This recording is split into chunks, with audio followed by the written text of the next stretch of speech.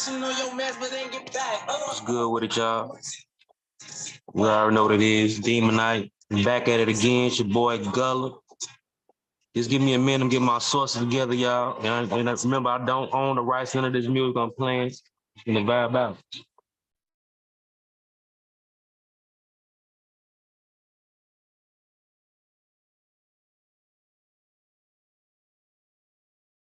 Ain't gotta tell us.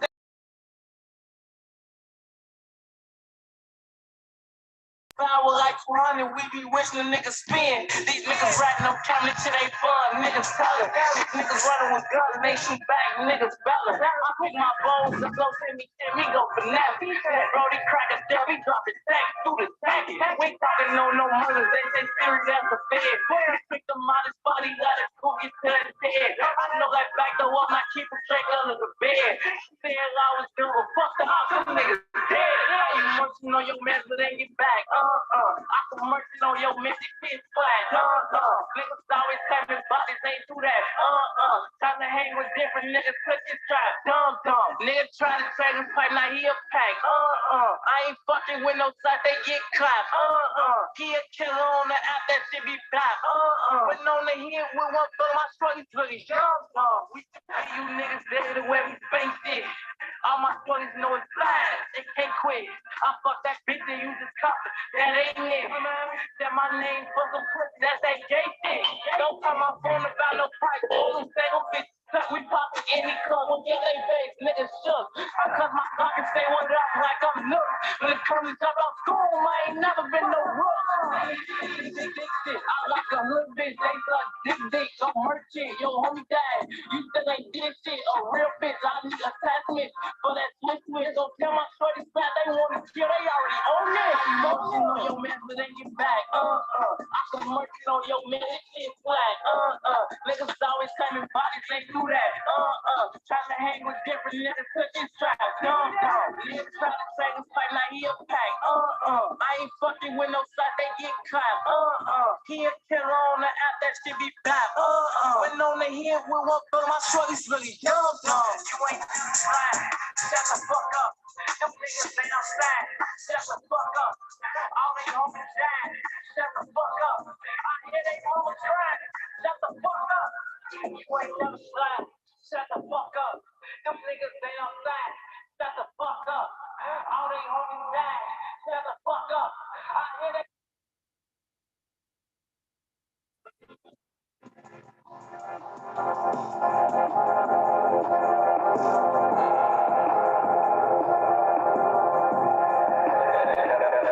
They better like we ain't know upon that press. We got switches, but I'm leaving them bitches ass. Ain't no slide down my block, we gon' wreck it. We gon' jump out, drenched head tap, we gon' stretch it. We gon' stop you around the city, ain't nobody up on us.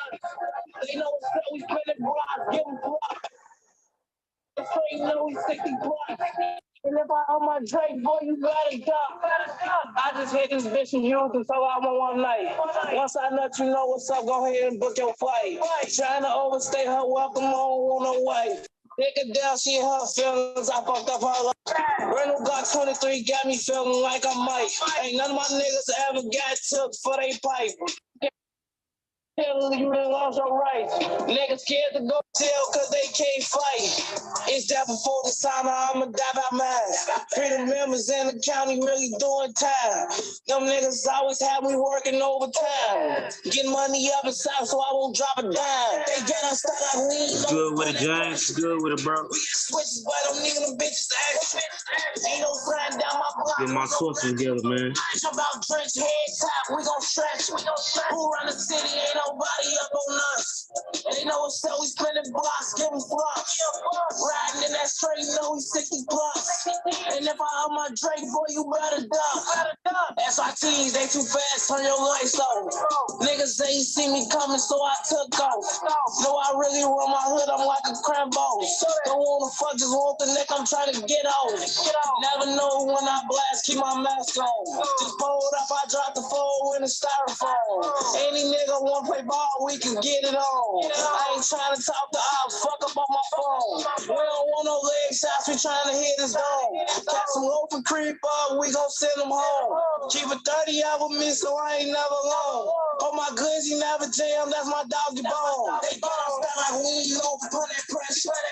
We got switches, but I'm new, them bitches extra. Ain't no flat down my block, we gon' wreck em.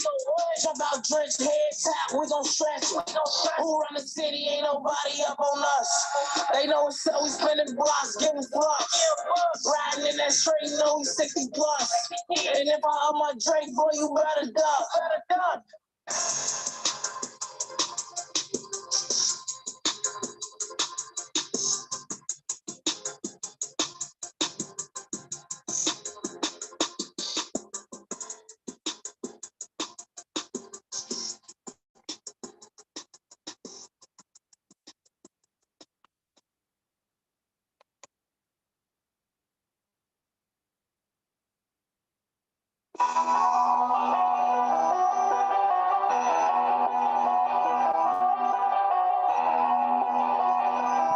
Out to the pseudo killers, y'all. If you ain't trying to catch nobody, stay your bitch ass in the house. I seen niggas run with guns, but act like killers. You know it's your boy Gullis. You better beat cancer, cut it out. We be spending niggas having. Gonna get into the real scholarship tonight, man. Real demon night shit, real savage scholarship. I can't fuck these city halls, I need that low. Check it out. Spin, blend. 330, that's my twin. I got name my kids. Still getting Algehe's podcast. Get my kids. Over wing friends. No, I like and subscribe. Hit that button, you hear me? Niggas, bitches, they ain't with it. Niggas, die. What I'm hearing. Niggas, bitches, they ain't with it. Niggas, die. What I'm hearing. You ain't trying to catch nobody. I seen niggas run with guns, but act like killers, shit for clout. You don't smoke with us, you better beat cancer, cut it out. We be spending niggas having take a bitch to string them out. You ain't ready to go to war, then why the fuck you in your mouth? When my auntie put me out, she found a full nigga and I count. If it's beef, we gon' eat, hit the trap like in and out. I'm on the west, my killer street, phone might be spinning now. Dissing on shout outs, give his mama a lot of shouts. He heard both about $1 now, 50K in my powder pouch. Give the smoke for 50 bowls, I used to only cop an ounce. You ain't trying to take no soul, say your bitch ass in the house. Niggas love to say my name, cause I'm famous, they pissed. Jump out gang, let them fling, they too dangerous, they rich. Niggas get killed by a bitch, that's a shame, like a bitch. Niggas get wet when it rains, first thing, like a brick. Bullets flying close range, and they miss me by an inch. Niggas doing they thing, giving FBI they hit. Love my block, I can't switch when I dip before I got pinched. Niggas quit, come off my hip. If he quits, gon' send him dance. Niggas, bitches, they ain't with it. Niggas, die. What I'm hearing. Niggas, bitches, they ain't with it. Niggas, die. What I'm hearing.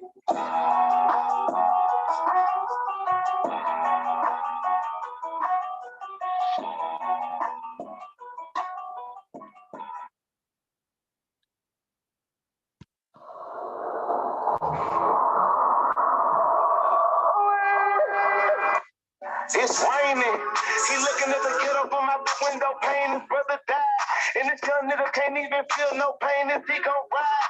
Or is he gon' live in the hood with all the shame? Is he gon' slide? Step his cliques on when he ain't even in the game.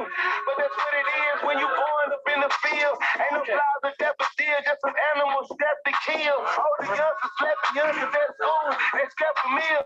Niggas thinking he bullying on them for size, but he's oh, for real, ain't no dinner after 8 p.m. Seeing my kettle that I played at the school is really serious. I knew a nigga went all American, he was really near. He got caught in the drive, by his whole family feel. All the fame just all the Getting everything together, putting all my ducks in a row here. It's gonna be a real information tonight, man.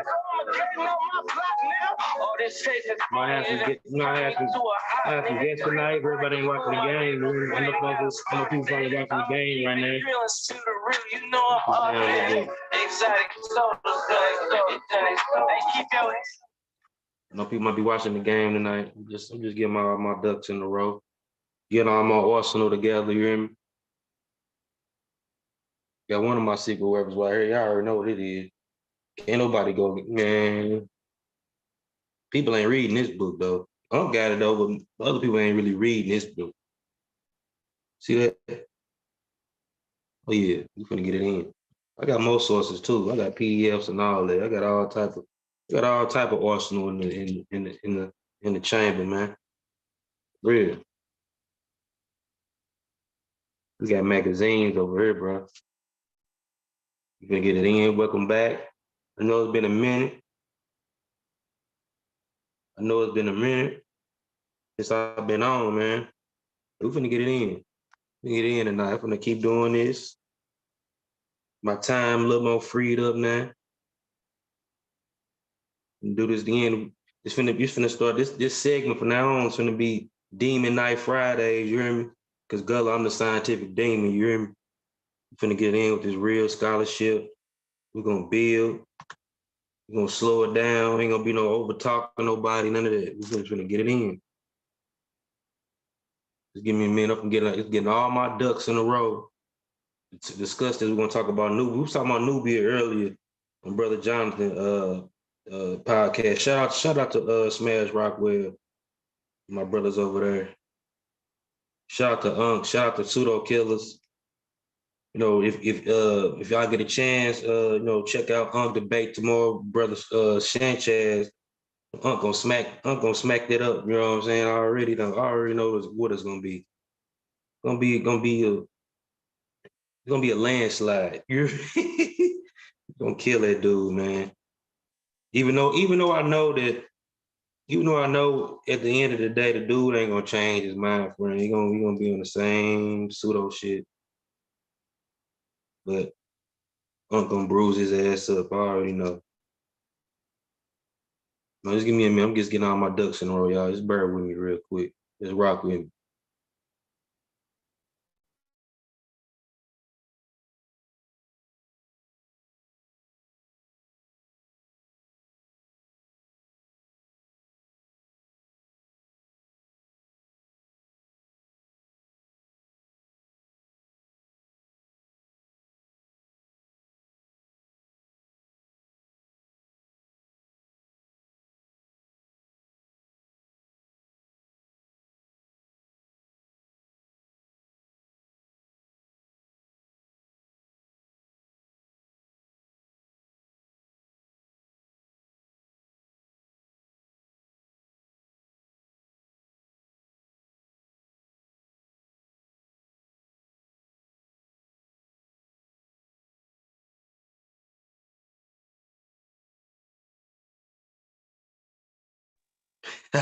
Chef said Reggie looking for him. Reggie don't want none of this, Chef. I'm gonna send you a link too, Chef. You ain't doing that, man. Reggie don't want none of this, man. We're finna get into the real demographics of Nubia. These dudes don't even know what they talking about. He better put that Clyde Winters up.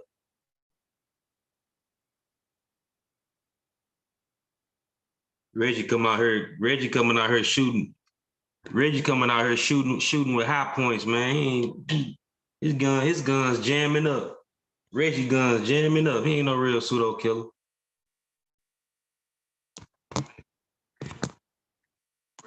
We pseudo drillers, man. Shoot, you already know. Shoot, Chef. Yeah, shoot, all our youngsters, we the pseudo drillers. We were out with 50 drums and 30 clips in our Glock. When I mean it, I'm talking about, of course, I'm talking subliminal, I'm talking about information and sources. I call my sources my guns, you know what I'm saying? Cause I ain't out here gang banging like I used to back when I was young. That shit old and played out, you hear me? But I still rap with this intellectual gang banging shit, you know what I'm saying? It's real scientific shit. It's just a persona, you know. We ain't banging in the street. We banging in scholarship. What up with a 6 figure? What Guam, bro? What's up with it? Stop.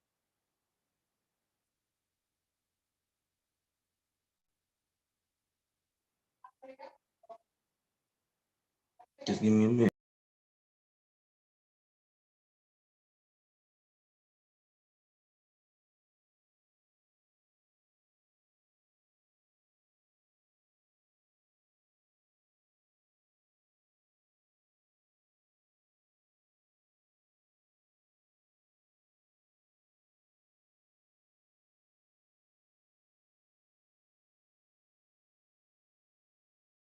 Was good with the Smalls. It was good with it. My day one supporters. What's up with it?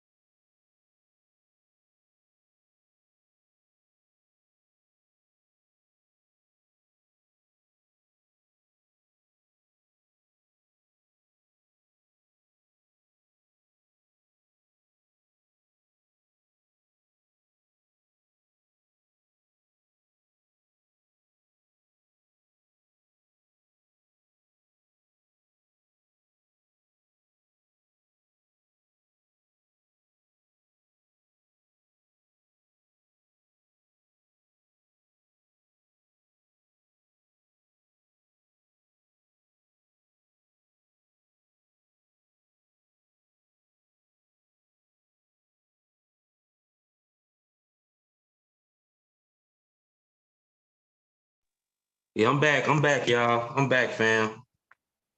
What's good with it? Like, subscribe. What's up with it, Metro? Yeah, it's time to set the record straight, bro. For real, man. These people don't, man. I was beating them up. I was beating them up early on Brother Johnson. They kept cutting me off, man. They ain't want to hear that real shit, man. I fuck with Brother Johnson, though. I like building with Brother Johnson. He got a real inquisitive mind.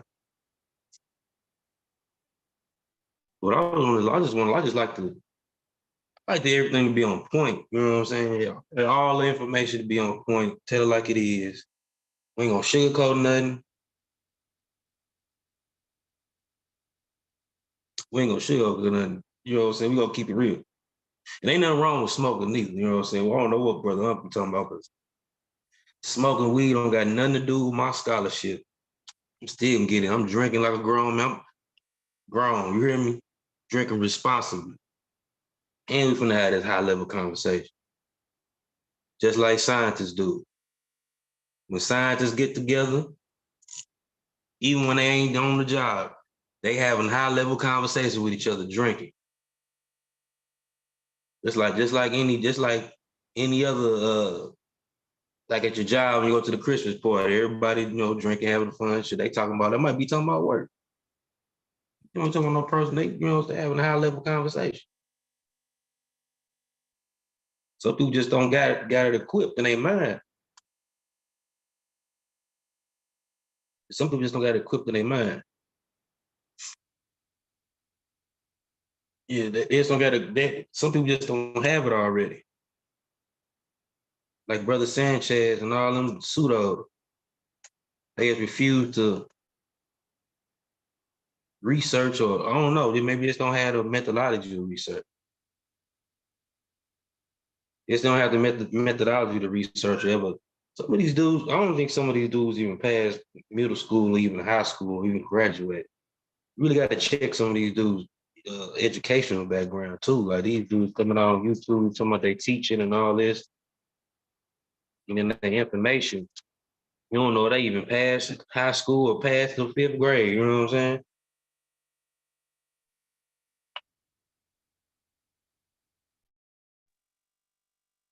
My brother in goes, he might come through. I don't know. He might come through. He might slide on me tonight. Get it in and build. I'm gonna put the link in the chat too. See somebody else want to join the panel with me a little later after I get it in a little bit. I know brother James want to get it in with me. You always build and go back and forth, bounce the ball back and forth with each other. And I like that too. You know what I'm saying? Everybody don't always have to agree, but I like to, bounce off ideas with each other too. Share information. I really like it. You know what I'm saying? I'm really doing this to teach. People get the right information. Whatever your ideology is.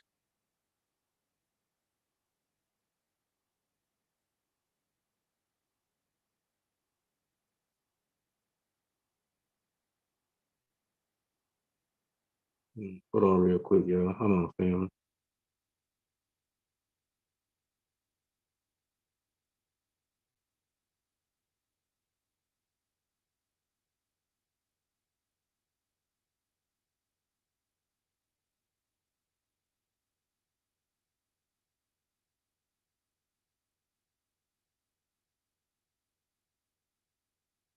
I'm gonna go ahead and get started.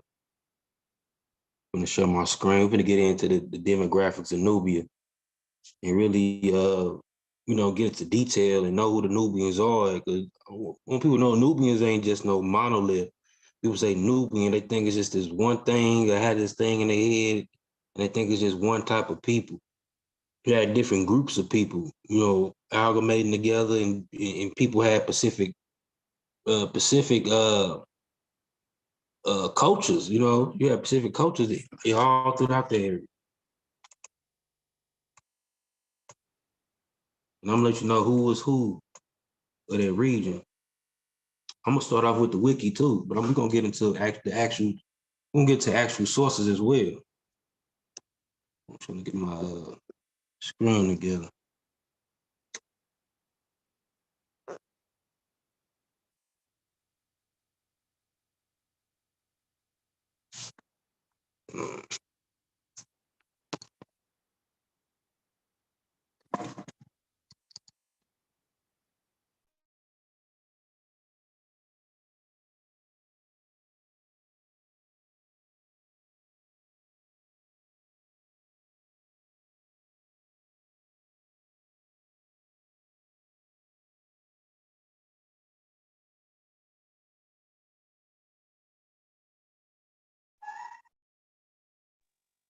Yeah, family.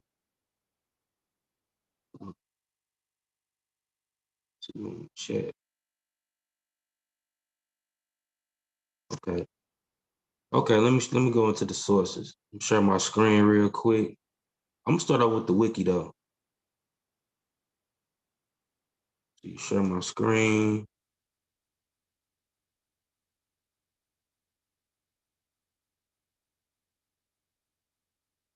There we go. Share screen. There we go, y'all. Okay.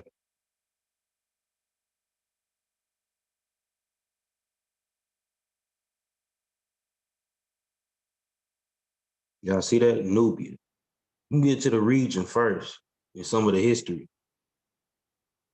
And let you know actually who the Nubians are. And it's kind of like too, even though I did a part 1 of this show, that's where I left off at. The last show I did on the demographics of the Nubians, but there were certain points, talking points that I didn't really get into. So this is like a part 2 of that, like a volume 2, or you even call this we returning back to to this subject matter. It was crazy. It got brought up. The subject matter got brought back up today in the discussion earlier on Brother Jonathan's show. And some of it, you know,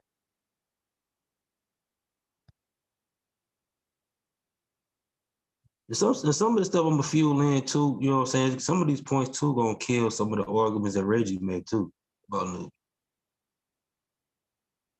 Yeah, I always say the South, the South, the South. You know, and I'm, you know, yeah, it's the south of the lower Egypt. It's the south of upper Egypt, but it's certain places of the south. This place was the Middle Nile region. It wasn't just the south. You know, we got different regions and different areas and different cultures. You know what I'm saying? When you say south, that's like a broad stroke view. You have different people groups in those regions. Okay, let me get into the linguistics first. Let me get into the linguistics. Right here it say historically, the people of Nubia spoke at least two varieties of Nubian languages, a subfamily that includes Nabin, descendant of Old Nubian, Dungalawe, Medab, and several related varieties of the northern part of the Nuba Mountains in South Kordofan. The Bergidid language was spoken north. Hold on. Yeah, okay. Was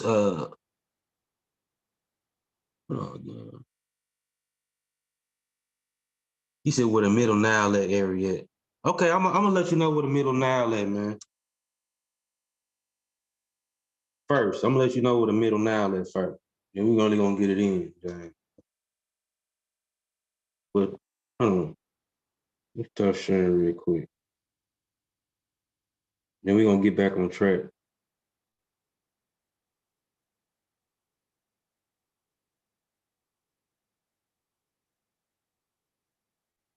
We're gonna get back on track. Hold on. I'm just gonna answer this question real quick. I ain't gonna pay attention to the chat. Let's answer this question real quick. You want to know. We're gonna have maps and all that. We're gonna have maps and all that, James. I got this right here. I'm gonna show you this book too. We can get it. We're gonna crack the book. We're gonna crack the book. So I'm on my phone. I ain't even on the laptop. I'm on my phone, so I can show you the pages and everything. I can show you the pages and everything, James.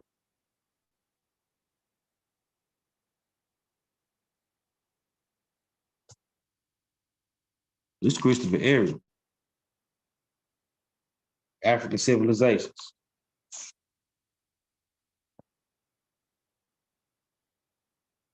I'm going to what the Middle Nile is. It's a good place to start too. And then I'm gonna get into the wiki page. I did want to. He do put a good framework on the early pharaonic cultures, but some of this in here is slightly updated because the Skahul thing, you know, the Skahul incense burners, you know, they did have a good idea. I mean, it did play. I ain't gonna lie, because Skahul incense burner and you know, was in an area would have also been an outlet or a part of Tie City. It just would have been like an A group, you know, like an A group. It would have been like an A group people, you know, that was influenced and that were, you know, culturally traded with like the Nakata groups and people that, you know, would have been the, you know, the people that created Tie City and all that.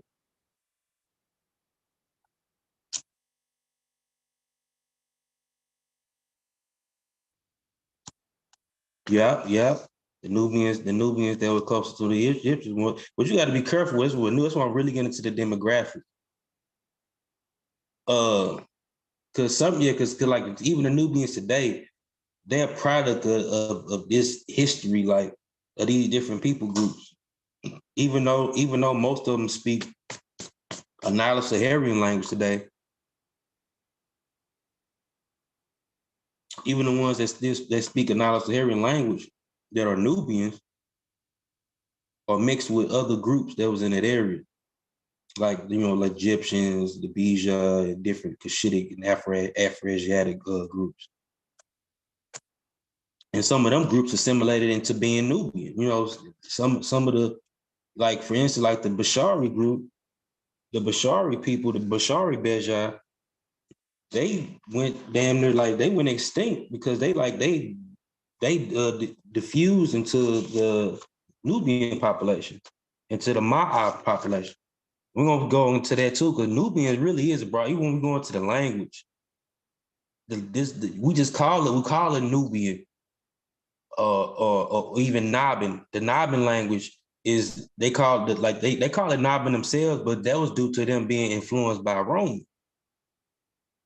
But the actual language is Ma'a, which is some Nilo-Saharan, branch, that was in Eastern Sudan. And it's various different branches. We just label it Nubian today. But it's really just the northeast Nilo-Saharan, or Nilotic. Let me get to this page. Okay, I'm getting to what I'm looking for where he going about Egypt at. Christopher Eric book.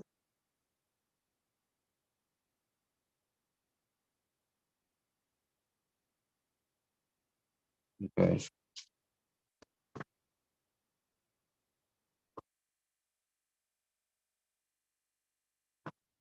Going to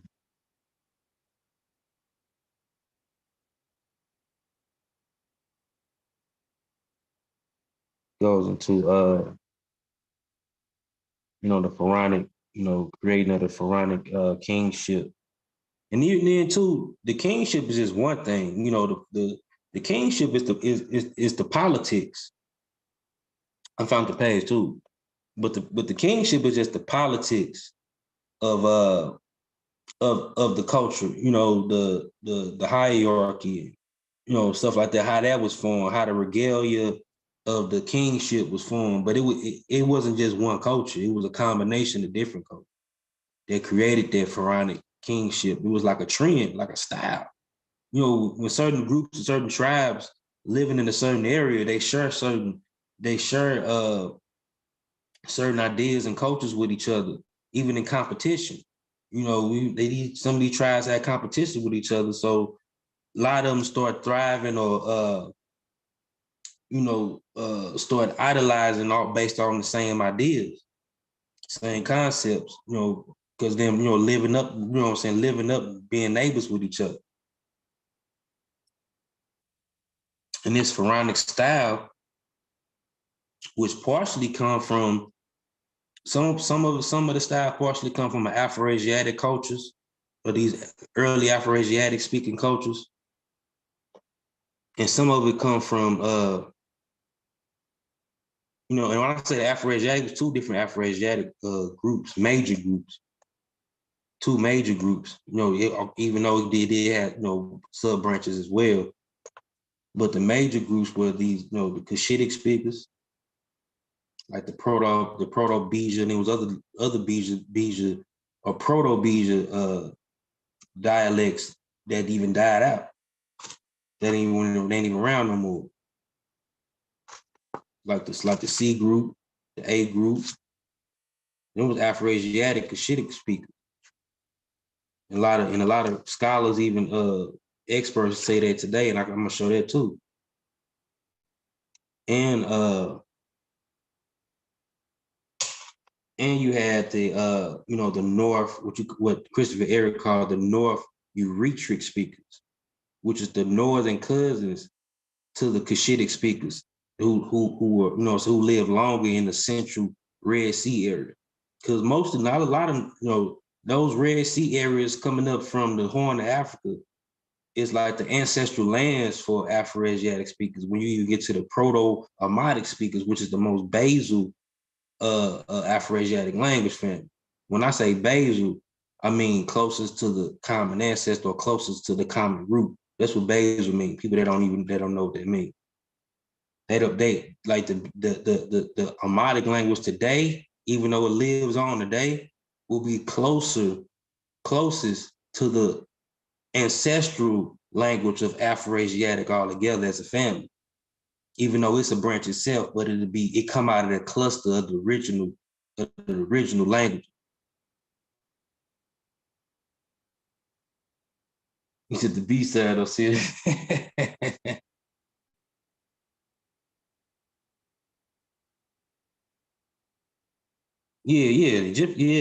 But it's a thing though, because you had an early mix. Like even before you had lighter, much lighter Egyptians. The earlier Egyptians would have looked like they Cushitic cousin, like the Somali, Habasha, Horner type. And them people was mixed. They was mixed in. They come from a more ancient mix. They are basically the Madi groups. Their base mix is Madi groups who mixed with basal Eurasians, not the later Eurasians that was a little lighter, who came in a little later during the Neolithic period. But they would have represented like a mixture of the Madi groups with a more basal Eurasian. The basal Eurasian at that time would have had a more Dravidian type, South Asian type look. Dark skin, still probably had certain features or whatever. Some of them had robust features, but they would have looked like more like the people that would have became the Dravidians later on, all up through like the Indus and Elam, because them people came out of Arabia and the Middle East even before they touched those regions. You would have had them people there even going back and forth from the Africa. Even some of them old groups, like them Beige Rays, they lived in East Africa, for a long time, in the mix and trading with the Amadi group, obsidian tubes.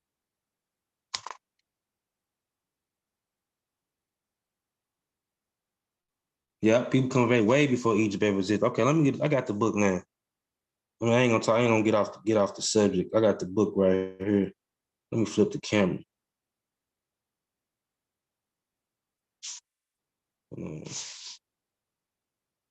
Okay.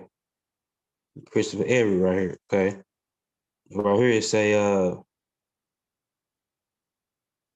can see that it say historical roots of Nubian and Egyptian kingship.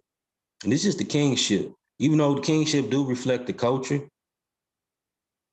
but the culture, you had cultures that existed before this combination was locked together and became a thing.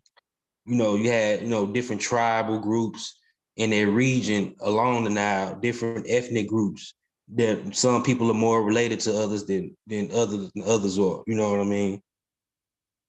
And they locked in together and amalgamated and formed this pharaonic group around the Middle Nile, what I call the Northern Middle Nile. Okay. So I hear it say, in Nubia and Egypt, and I'm gonna read y'all, and this work been updated. I'm gonna let y'all know too. This work been updated. Some of this work been updated based on the Skahoo kingship, you know what I'm saying, and all that. I'm gonna get into Maria Gatto, what she said. The more updated work from 2020. This book is from 2016, but it's still a lot of informative information that's still, solid. But some stuff in this book have been scientifically updated. And you say, in Nubia, in Egypt, the older Middle Nile Basin institution of Sudanic sacral chiefship evolved by these processes into the earliest kingship. Southern Upper Egypt, Southern Upper Egypt, that's the most south of Egypt. in the earlier 4th millennium BC, as we learn in chapter 3, formed the northern outlayer of a wider region of cultural interaction. So see, that's what I was saying, like that whole area from Upper Egypt, even some areas northern Egypt, but really like in Upper Egypt, like you had a more population like when you get to those regions, because you had people come, people that was, Southerners like Nilos and other Southerners that met up with people that was indigenous like to those regions. Then they were like the Red Sea people, like the Cushitic Somali type people, or the Horner type. You know what I'm saying? That was indigenous as well, who had that early mix with them Basal Eurasian people. You had Basal Eurasians around, in Northeast Africa. And they say the wider region of the cultural interaction, the heart of which lay to the south among Sudanic peoples of the northern Middle Nile Basin. So this is the northern middle, like the actual Middle Nile Basin is like where the Nile splits off, into the two rivers, the Blue Nile and the White Nile. It's immediately north of that. That's the Middle Nile right there. But the northern part of the Middle Nile was that part of confluence that created the Pharaonic type culture. Those early Nakata cultures, and the early, the culture that would have been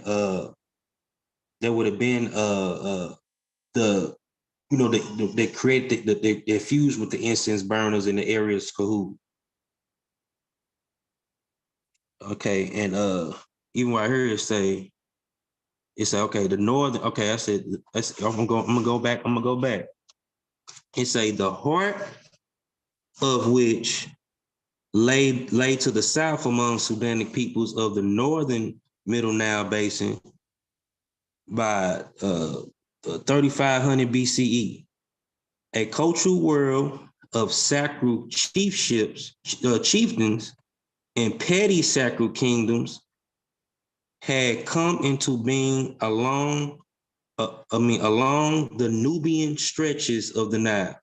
When they talk about the region, they ain't talking about the people, they're talking about the Nubian stretch of the area that's today called Nubia or Sudan. And in that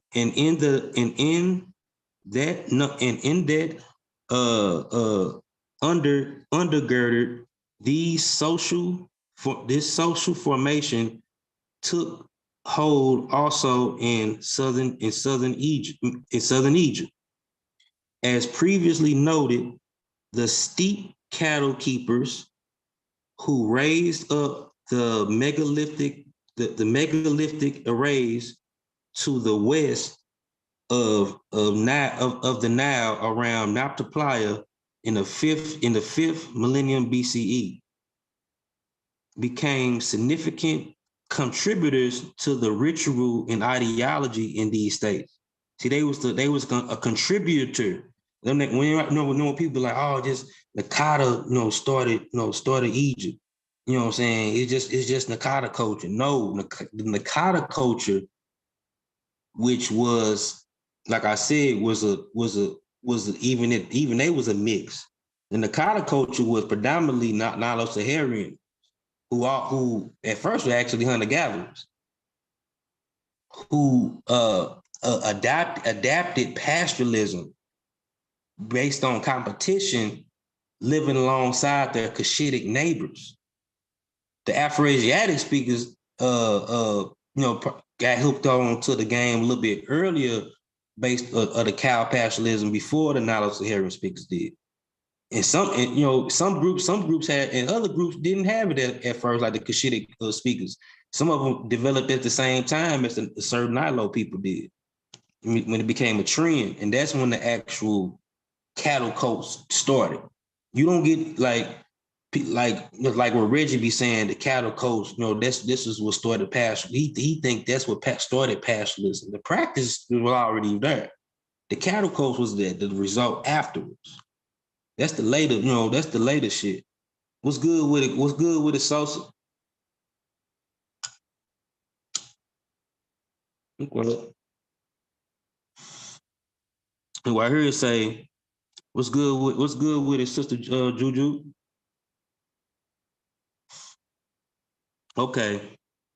I hear it say, it's a cultural world. Okay, I'm gonna go back and say it's a cultural world of sacral kingships and petty sacral kingdoms had come into being along the Nubian stretches of the Nile. And the idea that undergirded these social formations took hold also in southern Egypt. As previously noted, the steep cattle keepers who raised up the megalith arrays to west of the Nile around Naphtaliya in the 5th millennium BCE became significant contributors to ritual and ideology in these states.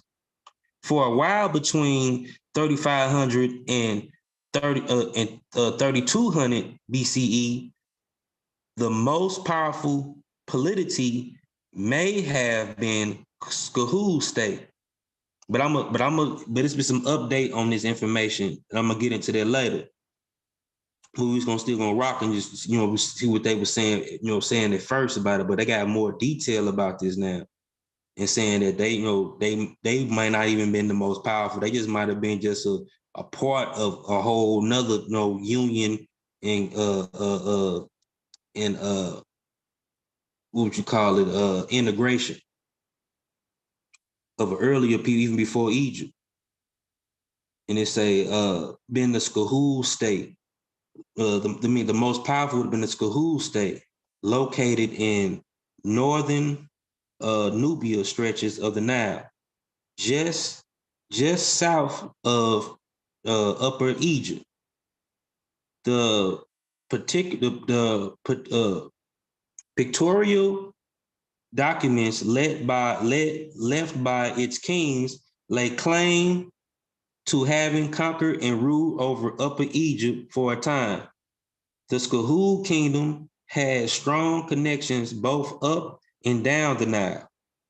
Imported items from as far north as Syria, Palestine regions turned up in the grave goods of the rulers. Those like when we say they found some of the goods in the Skahul kingdom all over from Palestine when they were trading, secondly handed.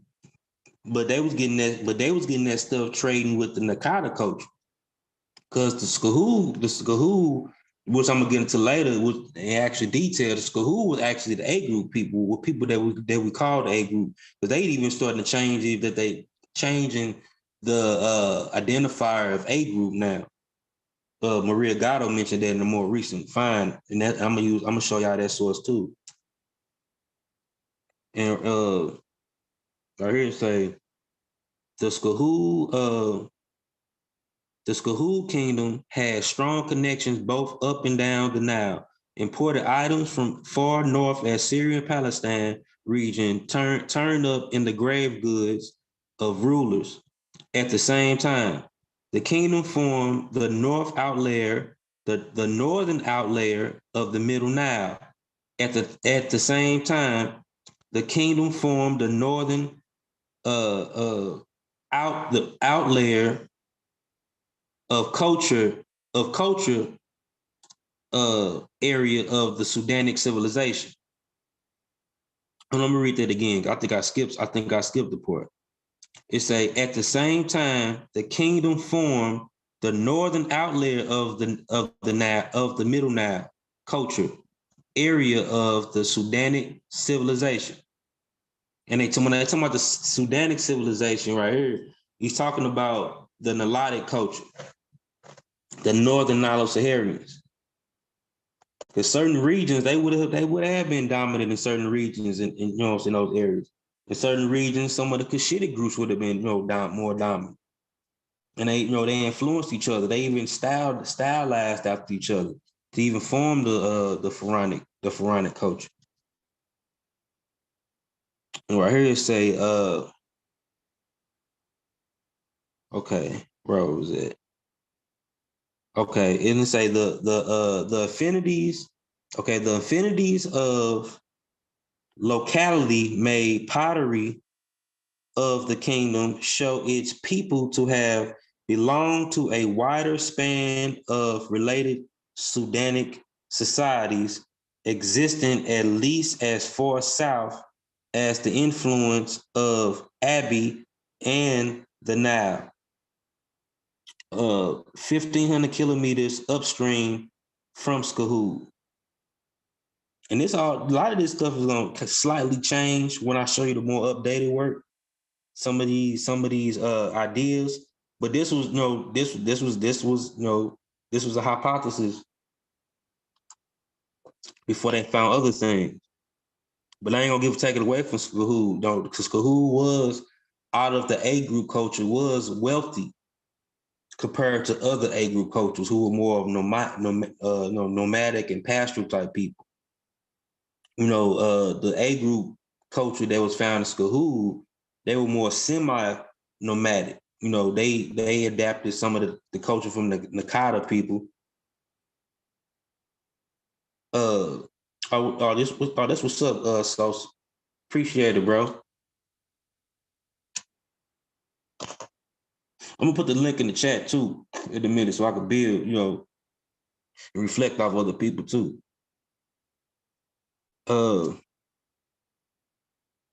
Okay, and they say right here, by 3200 BCE, the power and wealth of the Skahoo state was in steep decline. More extensive areas suitable for farming and much greater concentration of population. It is tempting to see the first moves towards Egypt unification in the South as, at least in part, a response to earlier attacks from Skahoo Kingdom. But the movement of Nabta people to the Nile Valley between 3400 and 3300 BCE were likely an even more important factor. You see what I'm saying? Even the Nabta people, when they migrated, into the Nile region, and this was a more heavier presence of a Nilo-Saharan dominant presence.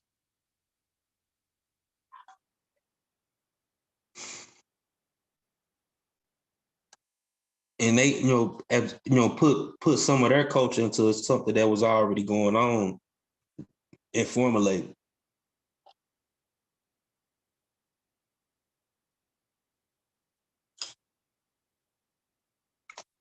Okay, and right here it say, okay, they not apply people, they came into the Nile, more closer to the Nile around 3400 and 3300 BCE were likely an even more important factor. Sometime around 3100 BCE, the Upper Egyptian rulers brought all of Egypt under one authority. And this most likely was not the Theban, but the thinnest confederacy. Even before you even get to Norma, it was a whole confederacy of thinnest, a different correlation of different tribes, with more northern influence, or more Afro-Asiatic influence. But they still, even though they still had certain elements and in certain mix, that some of them did mix and intermarry with with some of their neighbors, some of the Nilo-Saharan population. And some of them had certain styles and affinities and certain, styles and traditions that they borrow from each other.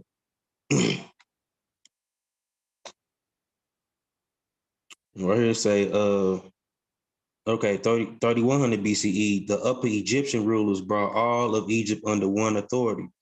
The final blow for the Skahul state came when the first dynasty king, Horha, sent his forces southward to destroy the last remnants of the kingdom.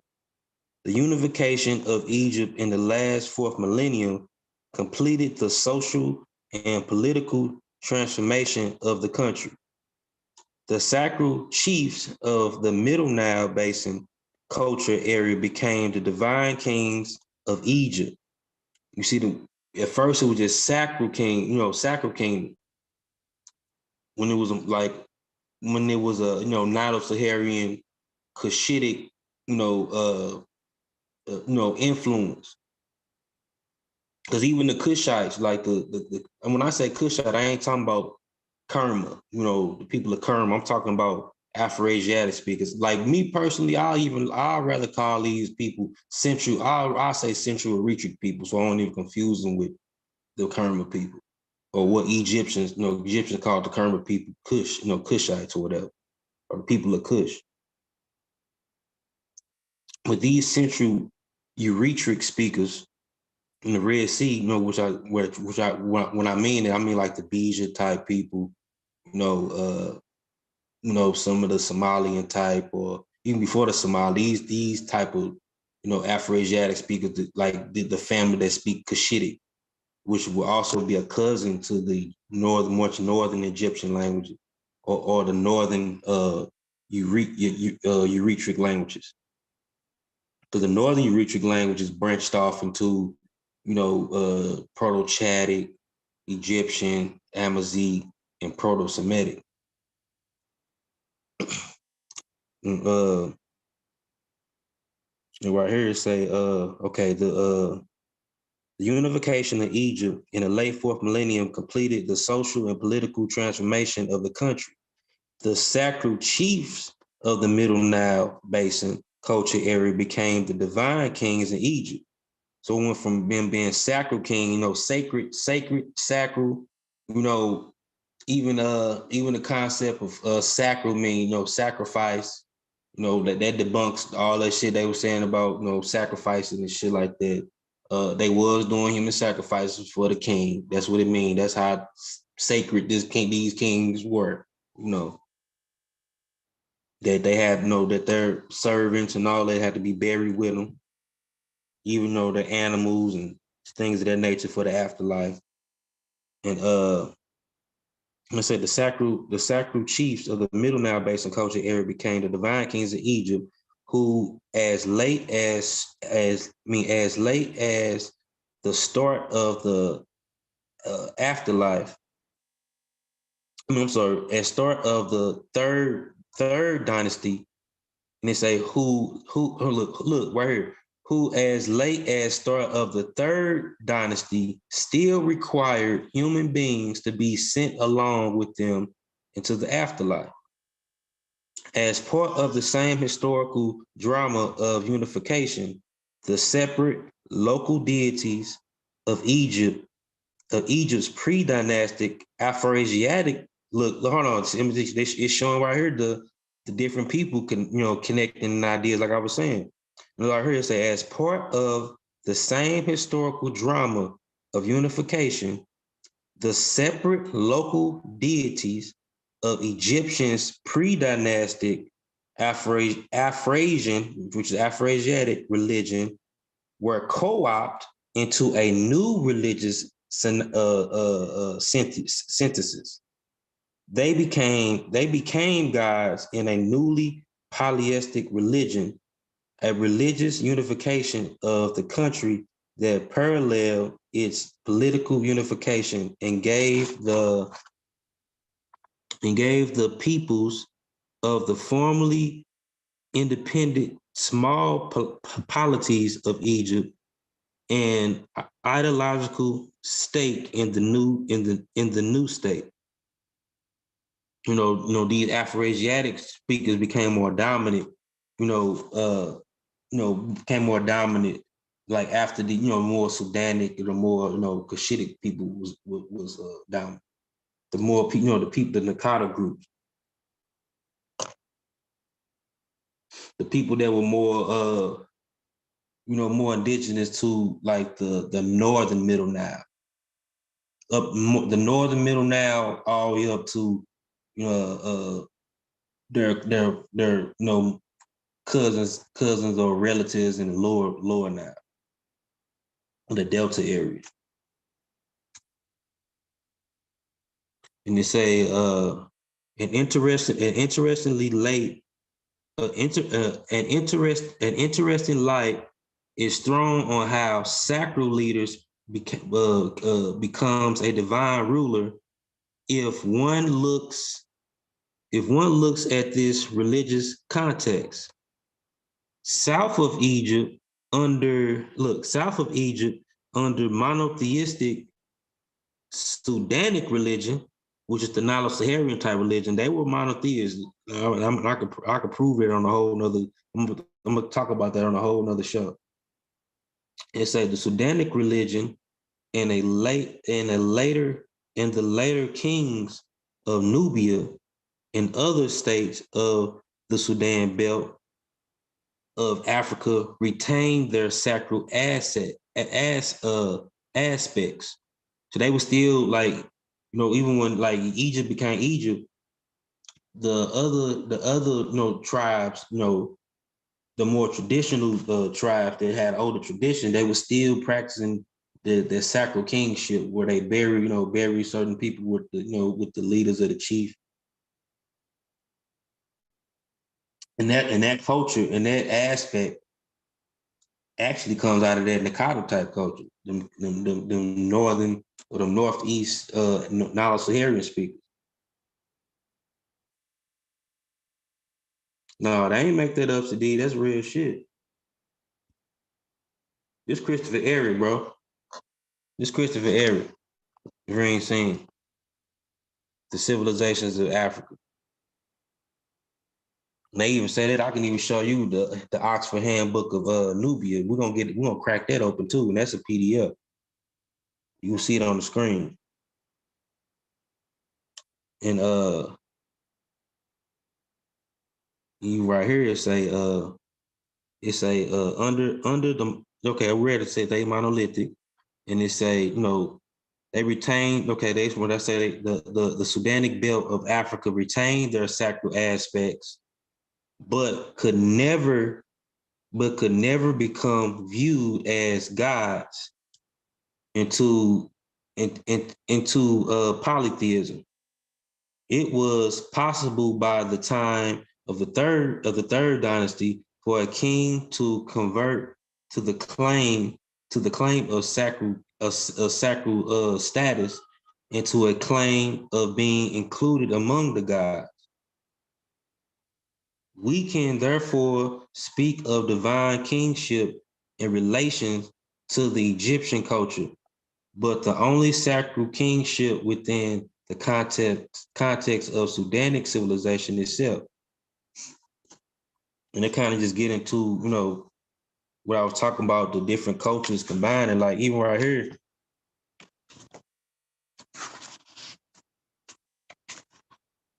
going to what are you talking about, the the Cushitic groups and the Sudanic. When Christopher Harris labels Sudanic, he talking about northeast or east what he called Nilo-Saharans, he called Eastern Sahelians, or Eastern Saharian Sahelians, which is the bigger group, but they are a branch of that, but they are northeast Nilotic speaking populations who also mixed in with Cushitic population. And that type of cultural entanglement go all the way into the western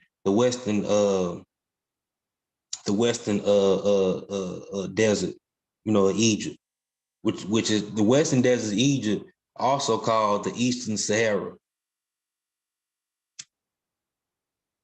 southern Libya, where you find the black boy mummy. You right here it say, you see, look, let's read right here it say, the Cushitic clan system, look, the Cushitic,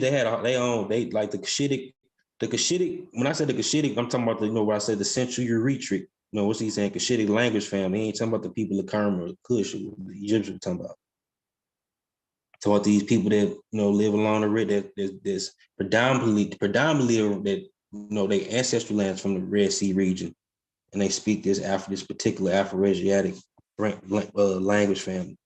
That's a little bit more basal than, the Northern Eritrea family. They represent a slightly older tradition in Afro-Asiatic culture. Even right here, it say, the history of these southern, they talking about the Cushitic speakers. And they say southern Erythrites. Erythrites. That's why I'm talking about the Eritrea, language people. When I say Eritrea, that means Red Sea, not just modern day Eritrea, but that region, that Red Sea, what Christopher Avery called the Red Sea Hills. And they say the history of these southern Erythric provides an intriguing example of spread of religion without existence of either missionary or religious writing. The religious beliefs of the Proto-Cushitic, probably as early as the 8th millennium BCE, came to blend two distinct religious traditions. The Cushitic clan system with its clan priest chiefs, the Wapir, which derived from ancient Afrasian or Afroasiatic cultural roots, persisted as the basis of social loyalty and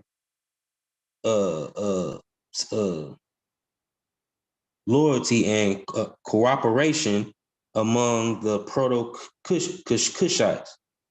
But the belief in a clan deity lost its salience in its place, and no doubt as a result of their association with their neighboring northern Sudanic peoples during the first era of cattle raising in the 9th and 7th millennia.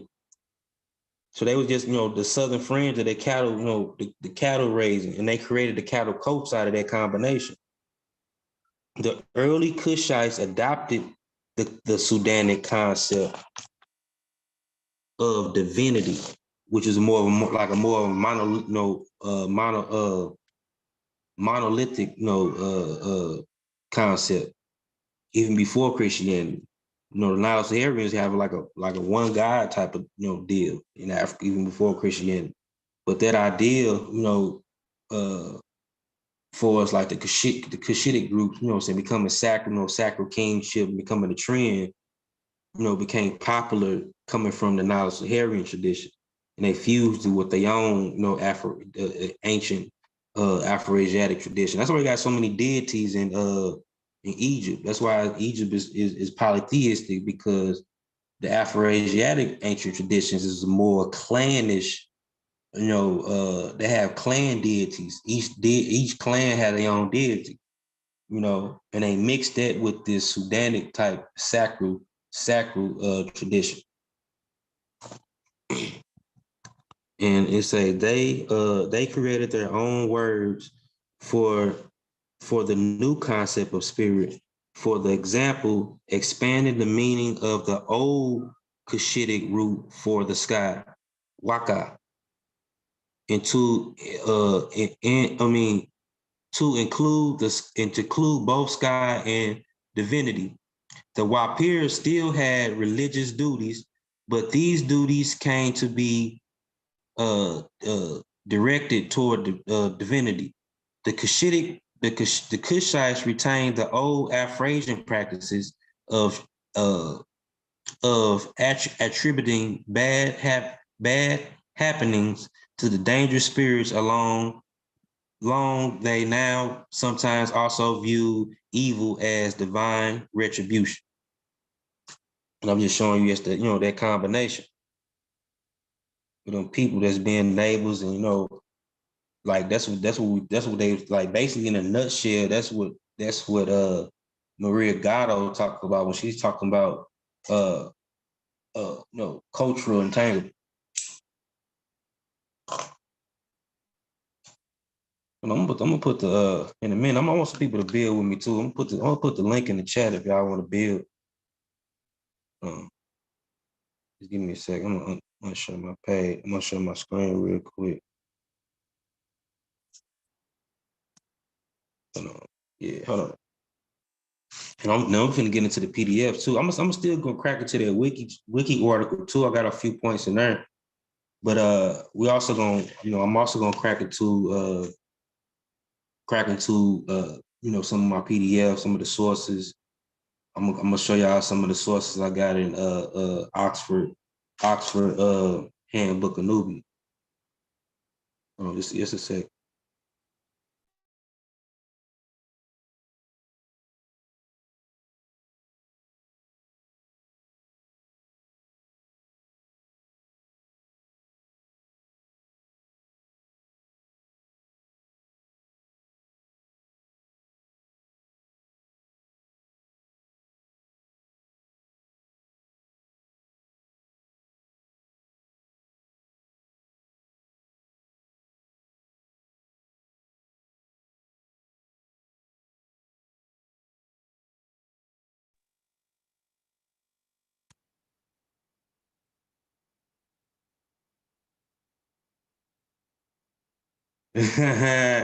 You're black, so I'm waiting on the disagree. But he gonna disagree, but I don't know, but he ain't gonna interrupt the show. We're gonna stay focused. We're gonna stay focused today. Because I want to really get this Nubian topic done and over with, because I want to get into some other shit. I really want to get into some West African shit to really teach people about that shit. A lot of people don't know about that.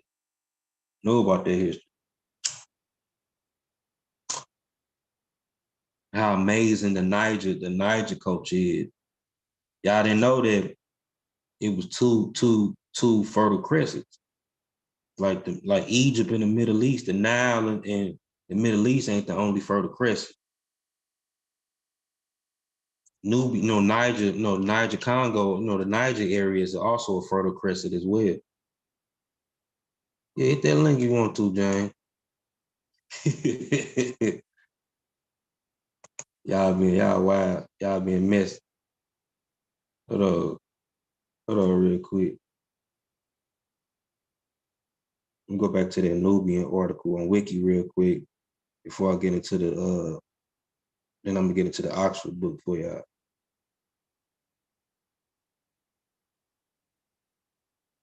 Okay,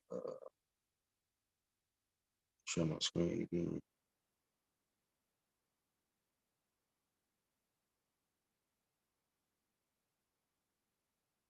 Okay.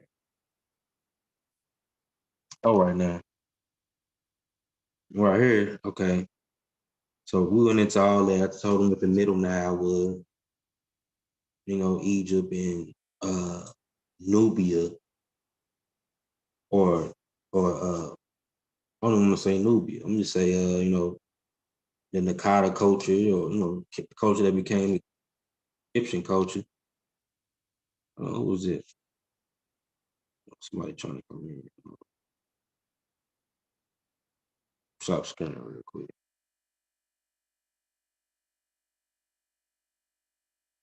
Oh, what's good? Oh, that's it.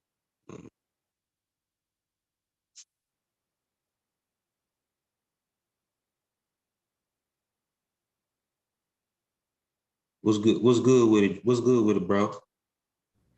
Peace, bro. Hotep and all that. What's going on with you? I see you over there doing your thing.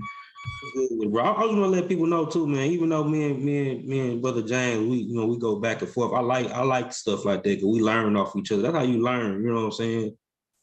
Correct. And also, it's always respect between us. It's never, to me, gotten, kind of in the beginning, you kind of used, I think it's just your youth. I'm a lot older, so I always take that into consideration. You kind of still got that spunk and fire in you, but go. What I was saying, what I would like to, kind of add to the build is, you use a lot of, words and terms about certain people, and I think that if I don't know if you are capable, but if you could put the maps up and show where these people are located, so we could have an idea, like where are the basal of Eurasians that you speak of, where is they actually located on the map? That would be good information for us to know. And when did they come into that area by some sort of documented date? And I'll let you go ahead and be it. Excuse me? You talking about like I'm gonna show you that too. The Bayesian Eurasians that you're talking about, yeah. It would be good. I could bring a map up if you want me to, so you can kind of show me what, or if you had a map, that would be great to show where the a source map to show where this location is at, and who are these people that you speak of. You know what I mean? Yeah. Because we have some documentation to say certain things, and I want to know like what type of time frame you put in. On the last show we did like this, I showed them on the phenotype. Man, come on, Gullah, man, you ain't been back online about 2 months. Like we ain't gonna remember all that. There's been so much going on, so I'm saying a refresher would be great. You know what I'm saying? If you could do that. I got you, bro. You know what I'm saying? Just kind of like catch us back up. I know we'll be like, oh, okay, I remember that. That's cool. But I think the teaching that you're doing is very complex.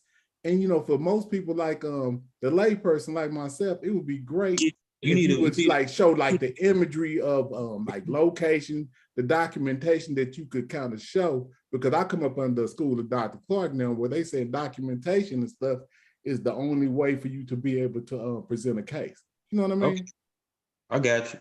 I'm gonna show that real quick, but after that, I'm gonna get back into the the demographics of Nubia. But me showing this also plays a good role in that too. So I'm glad you asked that question. You know what I'm saying? Let me see. Let me go into this. This is a perfect example. It's an article on Wiki called the Genetic History of Africa.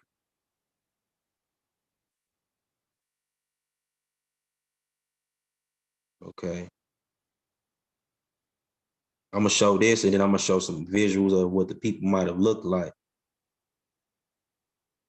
Okay, let me get into gene flow between Eurasian and African population. Okay. Yeah, see, this is what I'm talking about, Gullah. Break it down like this.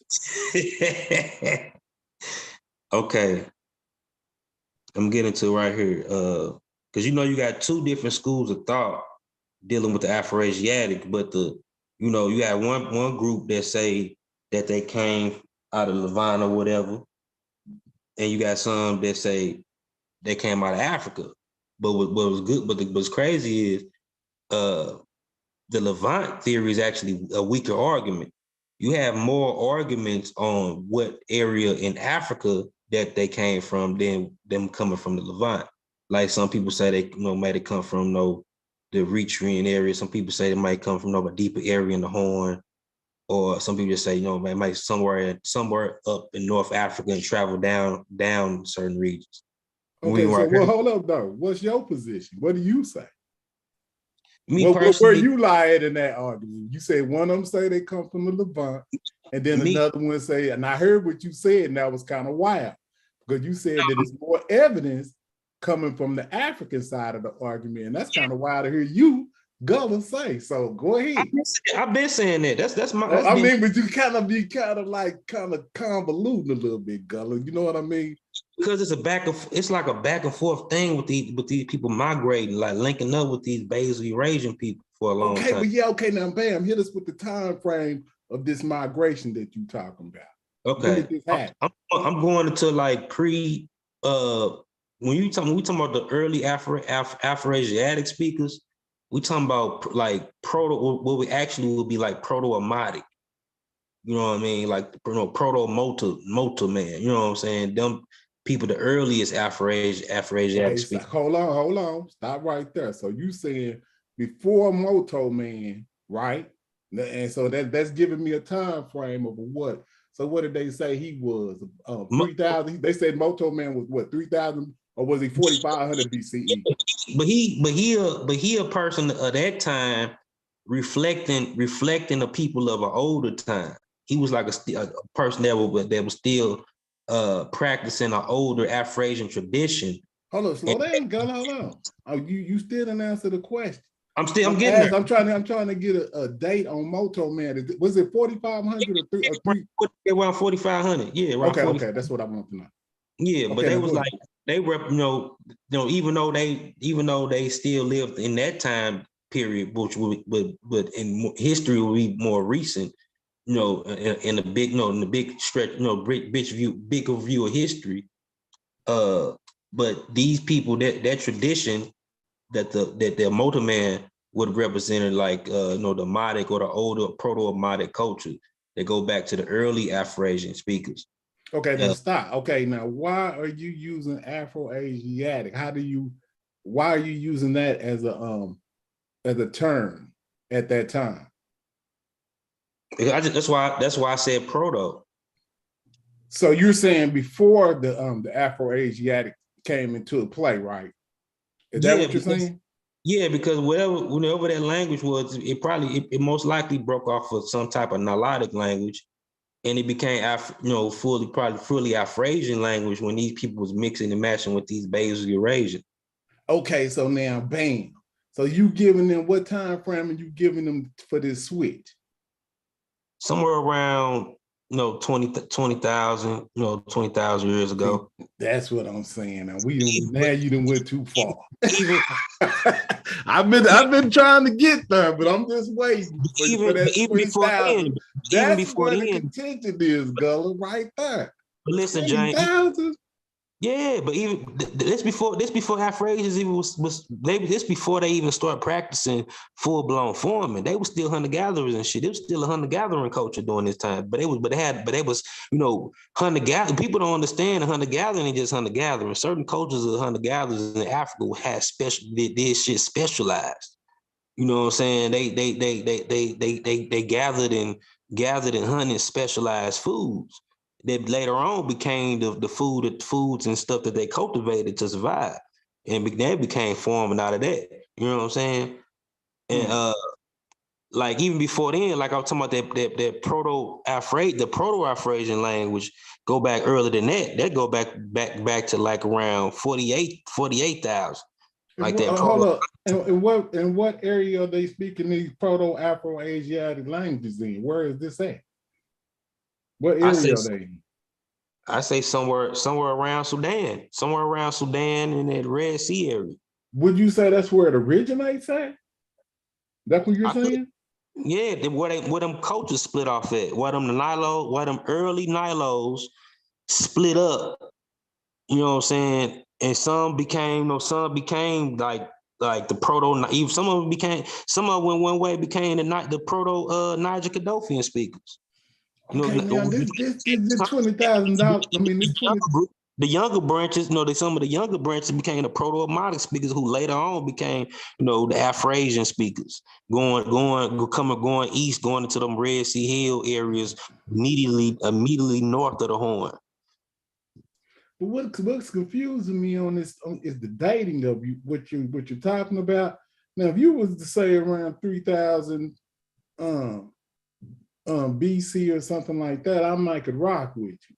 What you mean? You go into the 20,000 year mark, then that's going to be kind of harder to prove, right? Let me show you though. Let me go ahead and get into it. Okay, go ahead. It say there is no definitive agreement on when or where original homeland Afro-Asian language family existed. Some, because you got the two organs. That's why they're saying that, because you got the two organs, or the two major organs. But even the people that's discussed the African, homelands, they even had arguments on which area in Africa is from. You know what I'm saying? You have more arguments on that basis. And it say right here, it say some have suggested they were spread by people with largely West Eurasian ancestry during the Neolithic Revolution.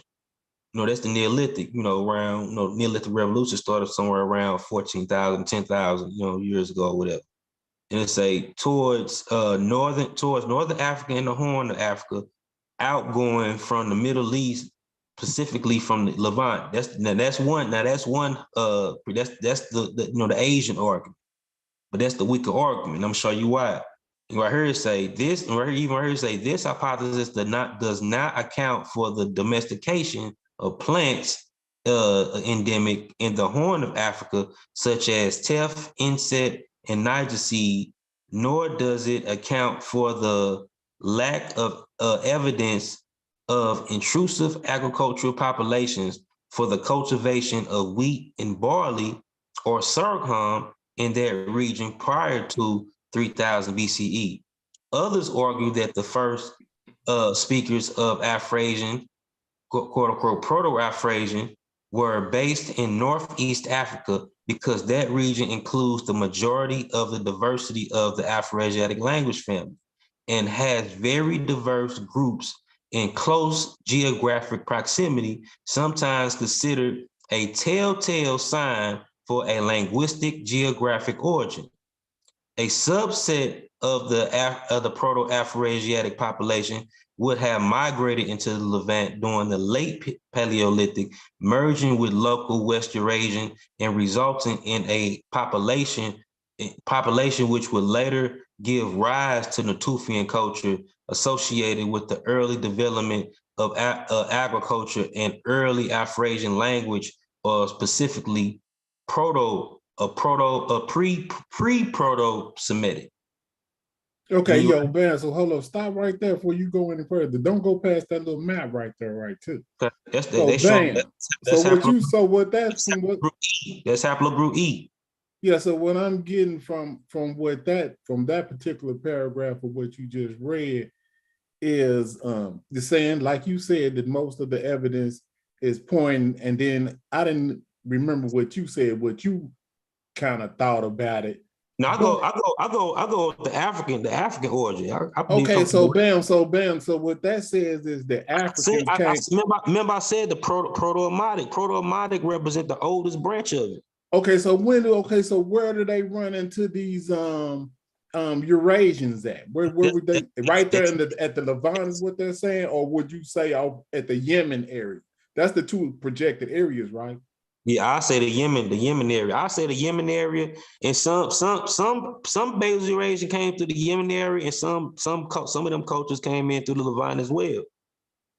Okay, but with the Moto man, he doesn't show any DNA admixture at the 4500 BC mark. He still doesn't show any type of admixture at that point, right? No. Moto man and his people represented a southern Omotic group that stayed south and isolated. Hold on, but what I'm saying is they use that gauge to talk about the percentage of the people, the population today, right? You gotta let me finish the whole thing, man. Go ahead. Like I said, that Moto man, that 4500, that's still recent for Omotic groups. You know what I'm saying? You had some Omotic, you had southern Omotic groups who just stayed south, stayed at a more southern reach, and you had northern ones who got caught up.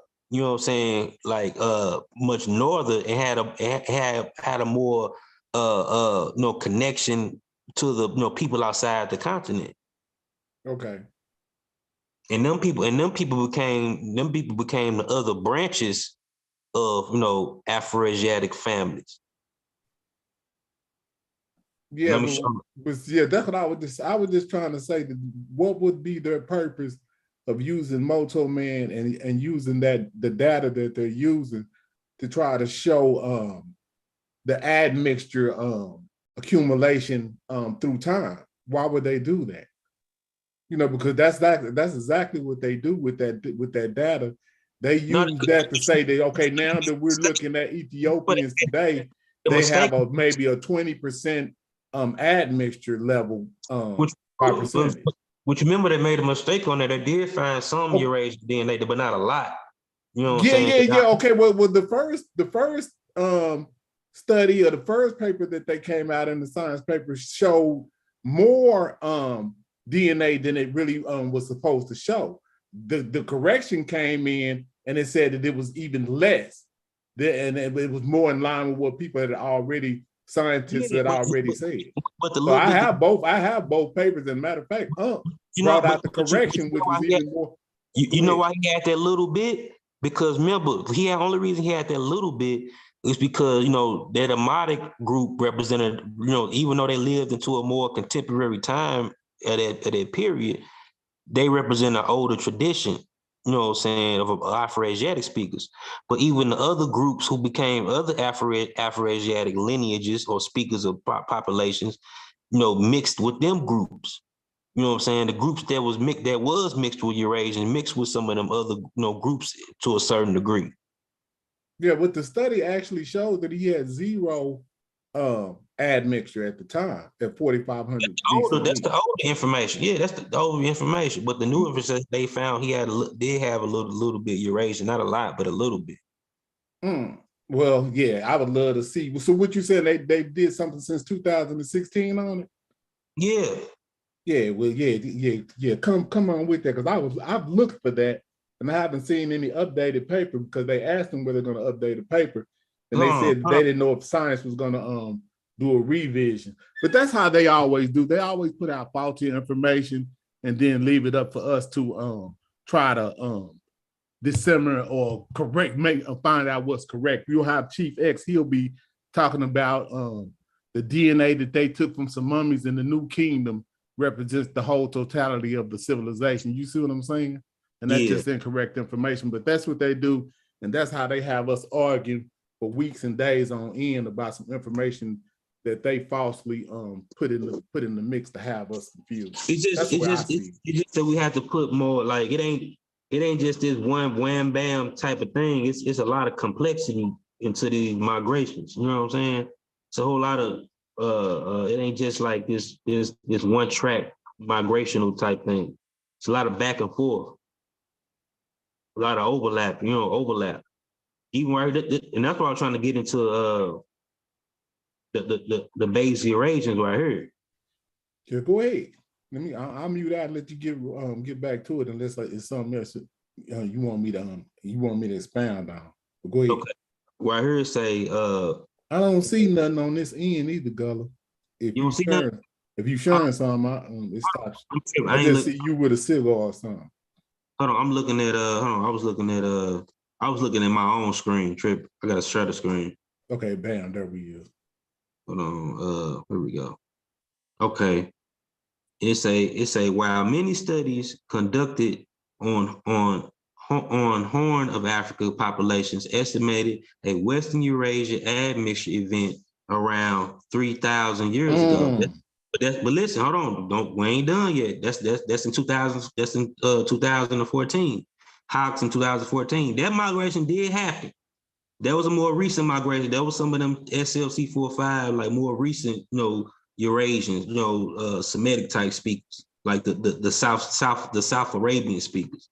But you had earlier migrations than that. See, right here it say found a, it's a Hawks in 2014 found a distinct hold on, let me see where this one's from. It's a Western Eurasian ancestral component. Yeah. Even right here it say that's from Hawks in 2014. Found a distinct West Eurasian ancestral component among studied Afro-Asian speaking groups in the Horn of Africa, and to a lesser degree extent in North Africa and West Asia. It's a some prevalent amongst the Somali. This ancestral component, dubbed Ethio-Somali, would have diverged from other non-African ancestors around 23,000 years ago, and migrated back to Africa prior to developing agriculture, merging with the local indigenous lineages of the Horn of Africa, which is the Amadic people. Like when we say Ethio-Somali, those are basically Eurasians. Ethio-Somali and the Maghribi, the Proto-Maghribi went through the Levantine way. The Ethio-Somali went in through the Horn, like the Horn Africa way, through the southern Arabia. And they say the authors propose that Ethio-Somali may have been a substantial ancestral component of the Proto-Afrasian speaking population. A subsequent MTA DNA analysis by Gandani has produced additional evidence to support of a pre-agricultural back migration from Western Eurasia, meaning basically Eurasians, into North Africa, with an estimated date of arrival into Horn of Africa in the early Paleocene, possibly as a result of obsidian exchange between networks across the Red Sea. Stop right there, Gullah. Hold on, slow down, because you're going too fast. So are they, from what I'm getting out of this part of it, they're suggesting that this back migration comes from Yemen? Yeah, these Ethio-Somalians. But now, like, you do know that based on what you're reading here, it is a lot of conjecture off in this particular thing that you're reading, right? Which that's cool, because a lot of things that people really, really don't know. But I'm just saying, every time when I get to reading stuff like this, I just notice the conjecture and maybes and mights off in what they're saying. So it's a lot of things that, you kind of got, because then you have what I trip on, because of a lot of these terms like Afro-Asiatic and stuff like that were termed before we got a chance to even put our say-so in what these things may be. You know what I mean? The conjecture came from the earlier older shit, but like right here say by the geneticist Adeni Ghani, it say as 2016 has produced additional evidence in support of the pre-agricultural back migration from West Eurasia into the Horn of Africa, with an estimated date of arrival into the Horn, because dates ain't always an exact. They give an estimated, but they give a good, quite a good range. You know what I'm saying? Somewhere between, what she say, the early Paleocene. That's somewhere between 20,000, to 15,000 years ago. Yeah, but see, you never know who these people, like I'm saying, for my, pushback on it, you never know who those people were if you're talking about 23,000 years ago, right? Them basal Eurasians. There couldn't be nobody else but them people. The people that migrated, that populated, who had the same typing as the people of Southern Asia, like these Southern Vidoid or Southern Arabian type people, who still had these particular markers, that's from their region. So when you look at the Yemen people, you could tell that they're admixed with Arab and African, right? Yeah, but you had some, not all. And then when you come across that water, which is, I'm thinking you're talking about Somalia, they look the same, right? We can see that. You got certain groups that got like no African, like barely that, where they just always just been there. Like if you look at the people of Socotra, they got some African average, but they have like, it's not a lot. I'm just talking about just Yemen, and then I'm talking about Somalia specifically right now. When you look at them, you can see cultural continuity and phenotypical likeness. You know what I'm saying? Yeah, so I would agree that some kind of way they was getting across that water. That's some of the realistic things that you can look and see. Yeah, that's what I'm saying. Like the original, but the year and the terms of who the people are at 23,000 years, I just can't kind of go with that, Gully. You know what I'm saying? Basal Eurasian or whatever they want to term these people at 23,000 years, that's before writing. You know what I'm saying? You said what now? That's before writing. Like, so that's just kind of like what people label and put on people before you could really even, I don't even know if you could tell what somebody genetically looked like 23,000 years ago. You know what I'm saying? But you based on a whole, you don't just base it on one, you base it on a whole lot of different type of things to give them a conclusion. like where these people was at, the temperature these people was in, the climate, the environment they was living in. And then there, some of these people, they do have some of the genetic markers that was back then or whatever. Yeah, it's not really a pushback on, like people getting across the Red Sea, maybe right at that tip between Somalia and Yemen is what we calling it today. In ancient times, that may have just been punt. We don't know what it was. And the sea levels was much lower at that time period. They know that. They made them, so you're saying it's possible they could have walked across. Yeah, walked across, had small, humans was because you look at that little tip right there. If the water was down, it does look like there could have been a way to cross. James, remember these people migrate back. They don't know they on the continent. That little area where you see like the Yemen and the peninsula touching the Horn, that to them people that could have been like they could have looked at that whole area as one little area, one big area that was connected. Correct. They just crossing the water. If a little strip of water, or like you said, it could have been dried out. So definitely, I could agree with that part of it. It's just the naming of the people or knowing what type of a civilization or culture that they could have had. I don't know. You know what I'm saying? I don't know what kind of evidence they have for that type of a cultural continuity at 23,000 years ago. Yeah. Because he can go on and say the evidence support the pre-agricultural back migration from Western Eurasia into the Horn of Africa, with an estimated date of arrival into the Horn of Africa in the early Heliocene, possibly as a result of obsidian exchange networks across the Red Sea.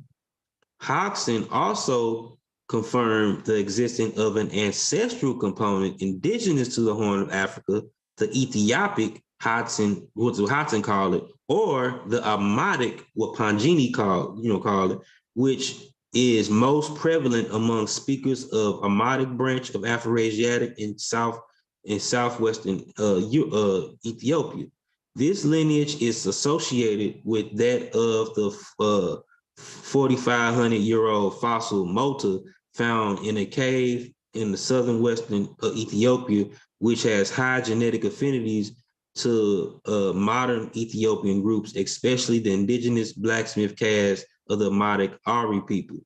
Like Mota, Ari blacksmith do not show evidence for admixture with West Eurasian, demonstrating a degree of population continuity into this region for at least 4,500 years ago. And they talking about like that southwest region.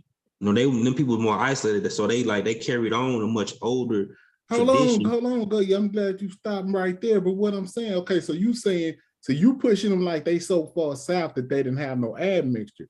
But let's just remember, Somalia is up under Ethiopia. Yeah. I ain't saying. I'm saying even if some of them did have a little bit, they got it from some Cushitic dudes who came from some other, some secondary shit. You know what I'm saying?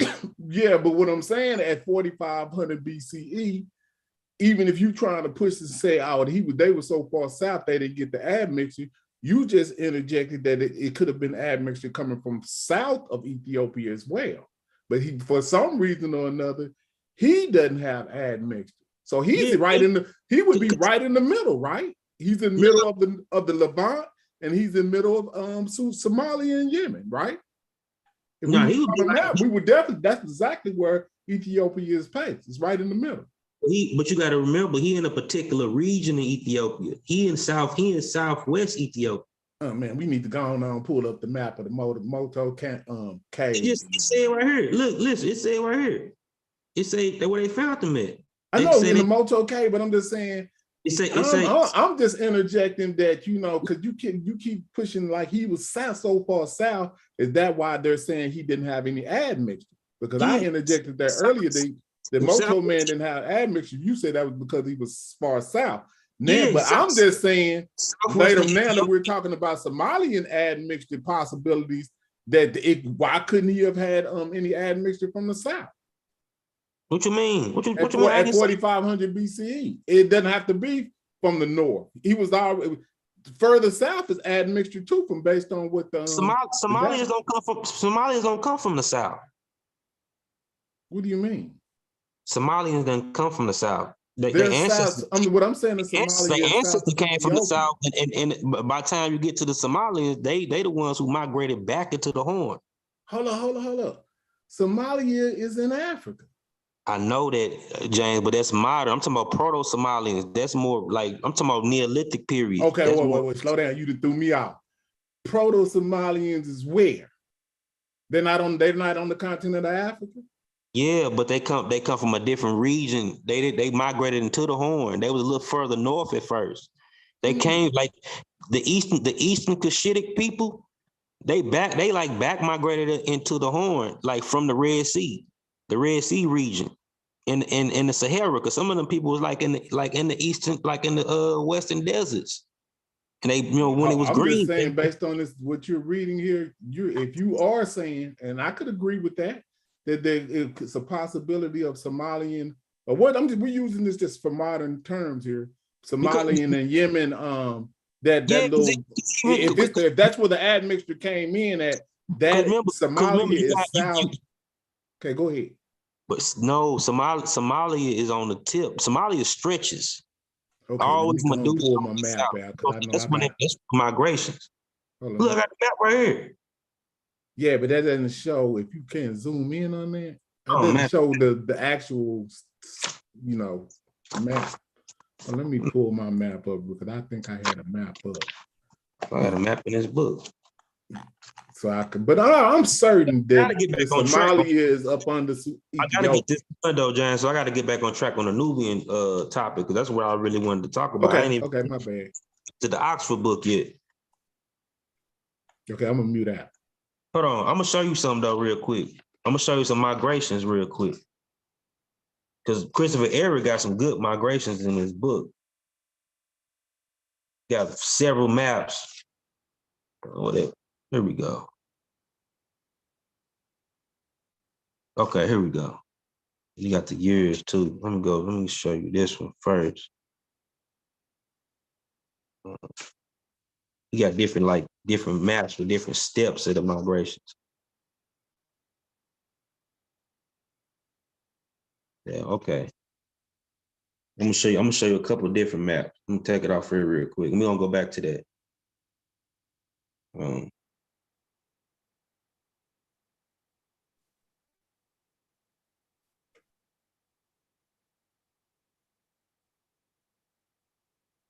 Okay, bro.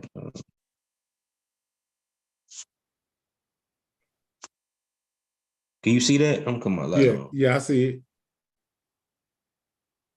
You see the words? Let me show you. Yeah. I can see. Yeah, you moving it around, but I seen Khoisan. I seen Khoisan.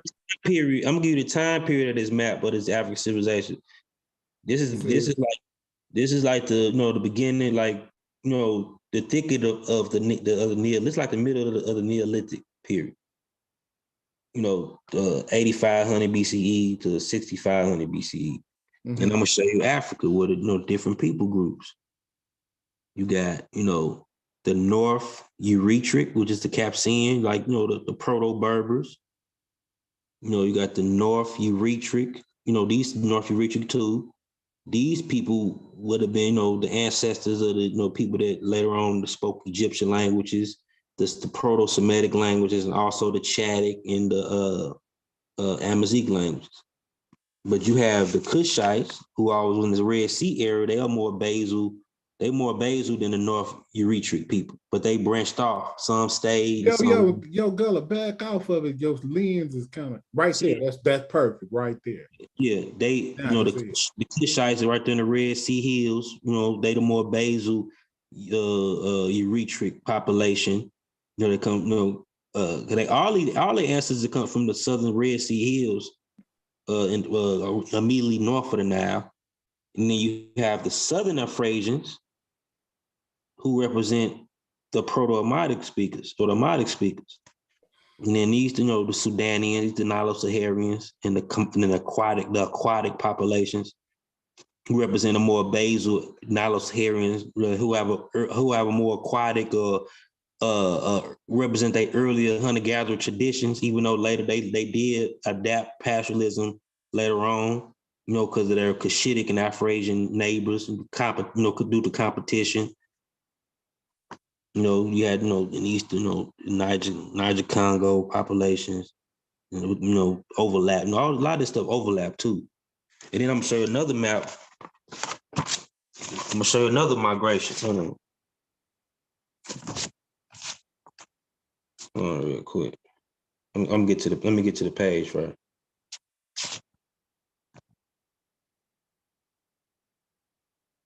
Okay. It's another map right here. You see that? Yeah, you got to zoom in a little bit. Now, see, that one you might be, I don't know if you need to turn it sideways. Yeah, like that, huh? You see it? Nah, turn it back the other way. Yeah, that was better. This way. Yeah, okay, that's cool. And you see right here, this map from 3500. So this pre-dynastic, it's 3500 BC. Okay, bam. And you see right here, you see that say ancient Egyptian.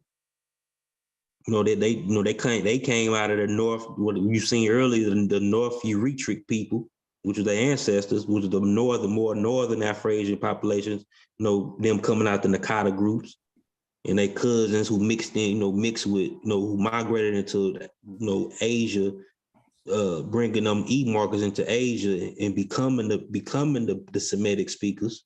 Even though Semitic is still part of Afro-Asiatic language family, making it, rooted from Africa anyway. But them people, they mixed in with the Eurasian population and back migrated back in, bringing in, certain affinities or whatever. Hold on. Okay, now good. This is good.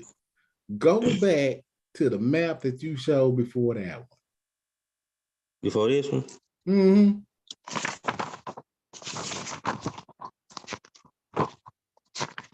This map go back to 8,500. Yeah, I know it was 85 to 6,500. Bam.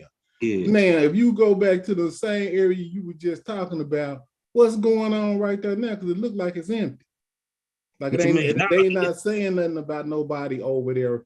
It's not saying the same thing that it says later on. What is it saying up there at the top right there? No, they just say North Eritreans. Okay, bam. Okay, now flip back to the other page where you was at.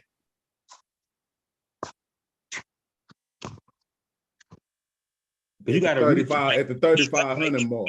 Actually read it too. He he talking about the migration. Yeah, now hold up. Eritreans, would they be like a Nipsey Hussle? Is that the type of what he talking about? Aren't they Eritreans? Aren't they? That's the country. No, that's the country Eritrean. I know that. I'm just saying, but would you say that those are the type of people that he's talking about? When them people, when them Amadi group populations, when they start intertwining with the basal Eurasians, that's when they. What book is this? Is this Christopher Eric's? That's what you're talking? Okay, bam. Okay, I just wanted to make sure that I was on point. When they start, when you go to the 3,500, see, notice that now that done turned into something else. Yeah, I know. That's what I'm breaking it down to you. This a little later. Okay, now bam. Now what is he calling these people now? That at that they point? These people broke away. They became other cultures. They answered. They was an earlier there was a more basal population on the other map, and they broke off into ancient Egyptian. They still represent the same people. Okay, now where did the other people go? That was what they call them Eritrean. What did he call them? Where did they go? He called them North Eritreans. The Kushite. Okay. Now where are they at this point? The North Eritreans or the Central Eritreans? Yeah, North Eritreans that was right there at that gateway. Where did they go on this map? They spread it. Look, let me show you too. The Kushites, they represent the Central Eritrean people. You know what I'm saying? So you saying that those are pretty much kind of like they kind of like started interbreeding right at this point right here with these other people that's coming in. Remember I told you they've been mixing with the basal Eurasians, but during this period, even a little bit before this period, somewhere like around 6500, 6500 BCE or 70, like you have, some, Eurasians back migrating in too. He mentions it when you actually read it too. You know what I'm saying? This map go even further than this. Like, if you gonna go like into 2500 or something, or 1000 AD. I mean, these maps, like like I skipped all the way to 3500, but he mentions other stuff like writing, but without the maps too. Yeah, you know what I'm saying? He's just showing this map, kind of like a fast forward. You know what I'm saying? Because you still had like all even during the Neolithic, like during that 8500 BC, even though he was showing that other map wasn't necessarily a migrational map. He was just showing you where people was at the time. And he even mentioned it, like, so you did have, like, even during that time, like Asiatic, certain cultures migrating in, with the cows and with the goats, and then mixing in with them North Euritric people even during that time. Because even right here, it's like, okay, got the ancient Egyptians, and you got the Proto-Amazigh, that they cousins over here. Wait, hold on, where is that? Okay, wait a minute. That says that Middle Eastern agriculturalist. And then what is that right there? Pastoral. What is? I can't really read that. Okay, pastoralism, because it's kind of blurry. Yeah, because Sudan pastoralism. So hold on, Gullah, what's going on at this time? Because that's right in the middle of the damn Sahara. That's not a desert right now, or what's going on? Oh no, it's not you gotta listen. This showing you African agriculture. Okay, I see that. But hold up, how is it agriculture going on in the desert? That's what I'm trying to figure out.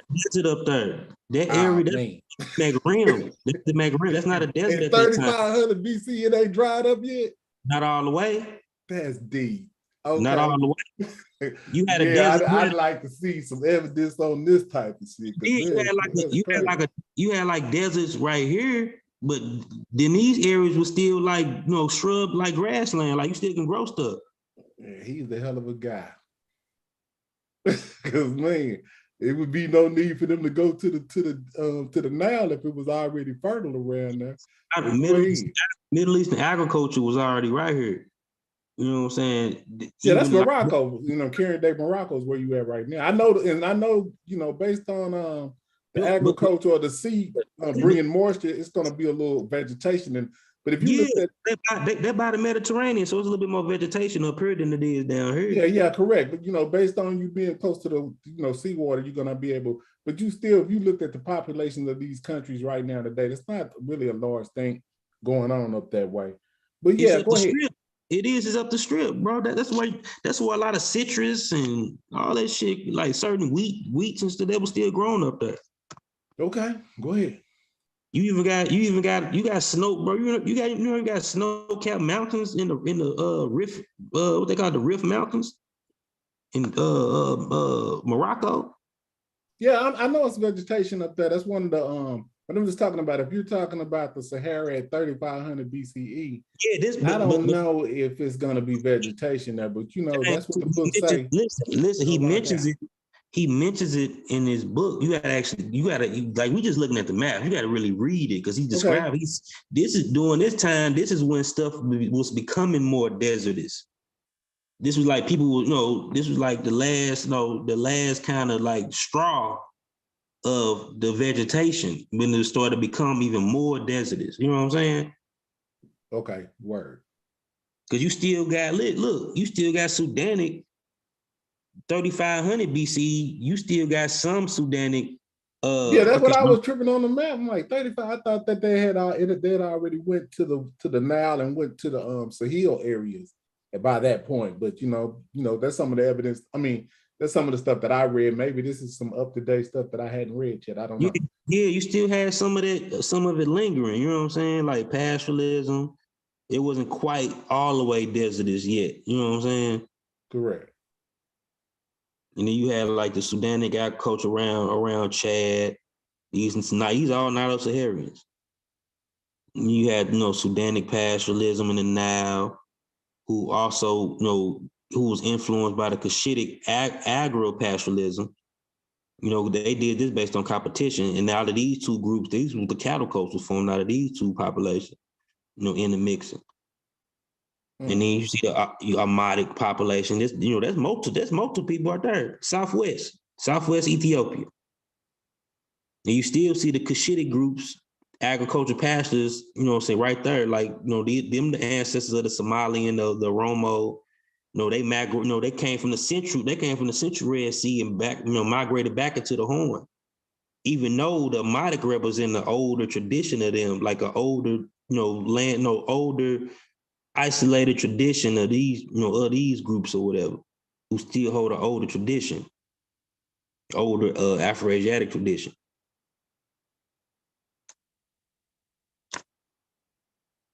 And then I had another map there. Let me check the damn computer one. I'm gonna see if people still with me in the chat. Right. Because I do got to get back on this Nubian thing. I got other subjects. Yeah, I was waiting on you to get back to it, but you were still going through that. So I'm just waiting to see what you're going to switch to. Because I do also wanted to show you too about the Skahoo incense burner, how they found something older than that. Remember, I mentioned that on Smash Show. Yeah, pull that out. Pull that on out. Let me see what you got. Okay. All right. Yeah, let me see what you talking about, Gullah. And hold on, what type of date you finna come up with? Which I'm what date are we giving the Castile innocent burn? This is, I'm showing you the Oxford Handbook of Nubia, and this is from Bruce. This book was written by Bruce Williams, a couple other scholars. They got various different scholars writing different articles on certain subjects in this book. And the particular article I'm gonna read about is the Nubian A group, which is the Skahoo, you know, representing Skahoo culture, written by Maria Gatto, an updated Maria Gatto. It's the same lady that Smash showed earlier. Right, I'm familiar. But this you know, print is from 2020. Okay. You know, Smash showed the 20. His was he showed earlier a 20. You know, 20. Was it 28? It was 2008. I'm not sure, but I think we went over some of her work from recently. Yeah, I mean, you know, we do a whole bunch of, you know, a lot of stuff. I'm sure I think he may have already went over this recent work, if I'm not mistaken. But go ahead. I'm gonna show you. Let me go. Now, but I'm not sure if he did show any artifacts that was older than the Castile instant burn. And I'd like to know what's the date on this, and where was it found? Okay, got you. Maps, sources, documentation. I'm gonna show you. I'm gonna show you. That's what we on. All right, hold on. Let me open my YouTube. Hold on, I don't see it on this screen right here, so I'm just letting you know. I ain't sure you. I was trying to pull my YouTube back up on the laptop so I could see, you know, people still in the chat building or whatever. Right on. I'm just making sure that, you know, if you ain't sharing that. I had to get it ready too on my you know, on my little pages. I'm on my phone, so, you know, so I could just go right to it when I push share.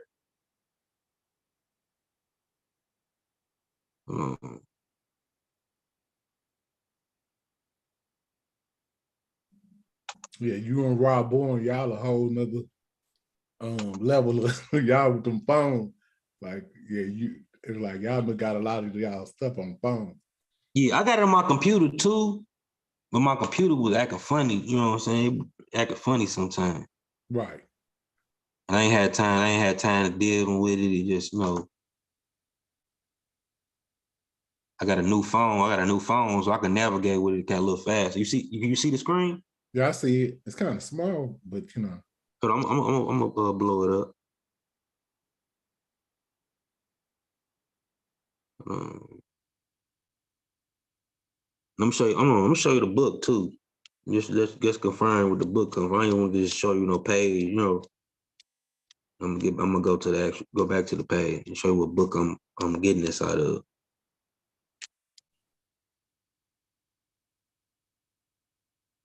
This book, this 11,000. This book got like 1,100 pages. The Oxford Handbook of Ancient Nubia. It says, and this book, this is 2020. I'm showing this. See right here. Oxford University Press, 2020. This book got a lot of the updated information on Nubia. Right. And finds and archaeology, based on archaeology though. It's mostly about archaeology and cultural finds. Okay, it seems like you hesitating on getting to the facts. Because I already know where it's gonna be, and I'm just waiting for you to drop it on down. You know what I'm saying? It's gonna be right there around Thieves or something like that. Watch. I'm just gonna go ahead and put my early prediction on it. I think it's like Abydos or something. Same thing. Yeah. It's not gonna be in the what do you call it? It's not gonna be in the Fayum or nothing like that. Let me just say. No. That's what I be saying. Like every time people be trying to interject those particular areas, you never find really significant things in those areas. You do find significant things in Fayum because you remember, even before you even get a Nakata culture, the Badarians and all them, they was living in the Fayum. But I'm just talking about when you start to look at the material culture, it's always in those A groups and stuff are always found where those origins of the civilization began, basically. But they their own people. They were just around near particular Nakata people as it was formulating into what we know it as, Pharaonic culture. Okay. Yeah. Damn, I lost. It's on. I know it's chapter 7. Girl got a 1,200-page book. This book about if you say 1,217 pages, basically. Yeah, I'm seeing that right. Yeah. Like the end of the book is the history. Like most of the early. What did they conclude? I mean, while you searching, what was the conclusion? I ain't even read that whole book. I know you didn't. I'm just saying, skimming through. You said you read the end. What did it say? I use this as a reference book. Okay. You know what I'm saying? I find. So hold on, what you paid for this book? Is this a PDF? It's a PDF. Okay, I'm on it. That's all you had to say. If you bought this book, this book is actually in the pseudo killer that Discord. Discord, yeah. Okay. I got the Egyptian one too. I got the Oxford Handbook of Egypt too, and that one got even more pages in it. And both of these books is about $200 if you actually bought it. Right. It says, okay, what did that say right there? What was that title? Okay. It says the A group and 4th millennium BCE Nubia. Yeah. Right here, look, the second page. Let me show you. It say introduction. It say the early known complex polities of Africa developed during the 4th millennium BCE along the River Nile. I'm go up a little early. I mean, close. In the River Nile, in Egypt and Nubia. The Nubian polity, archaeologically known as the A group, reached its peak at the time of Egyptian unification, 3100 BCE, to collapse soon after, around 2900 BCE. These famous than its northern neighbor, the A group is characterized by a distinctive pathway of complexity and power, which deviates characterized by the distinctive. I read that twice. I mean, deviant because he's letter so small. Let me get closer. Yeah. Do whatever you can do. I mean, I'm cool with it. No, I know that that's the best stuff. You got to do that. I feel you. Okay, and they say which deviates in common roots and interaction. No, I'm sure it say deviates in many respects from the followed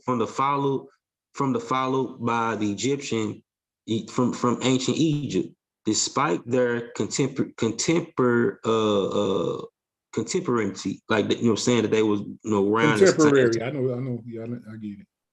And say common roots and interaction. So they share some common roots to certain degrees too, and they say these make the A group a case study of extreme interest to consider the comparative archaeology of complexity in early political systems. The current knowledge of the 4th millennium BCE Nubia is based on, is based on an abundance of archaeological data that has been collected over more than 100 years of field research.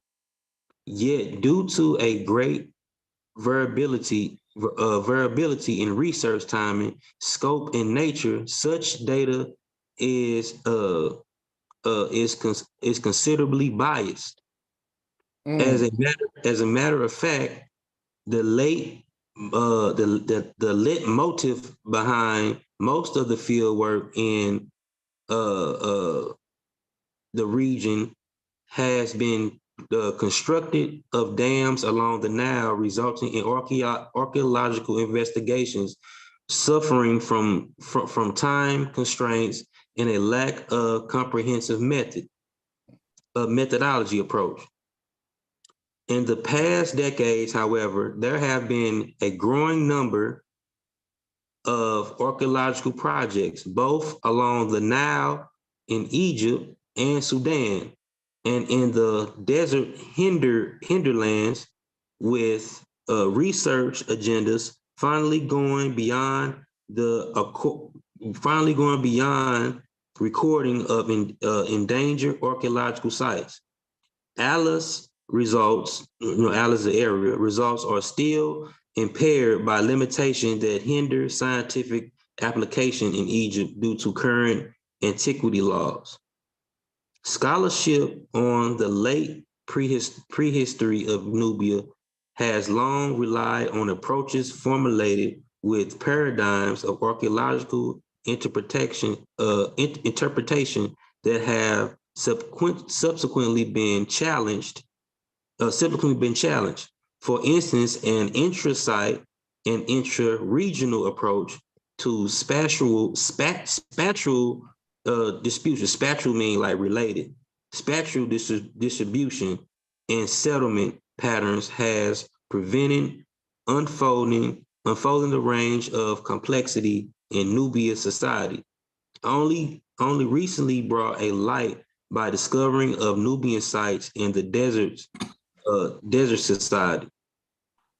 In the deserts.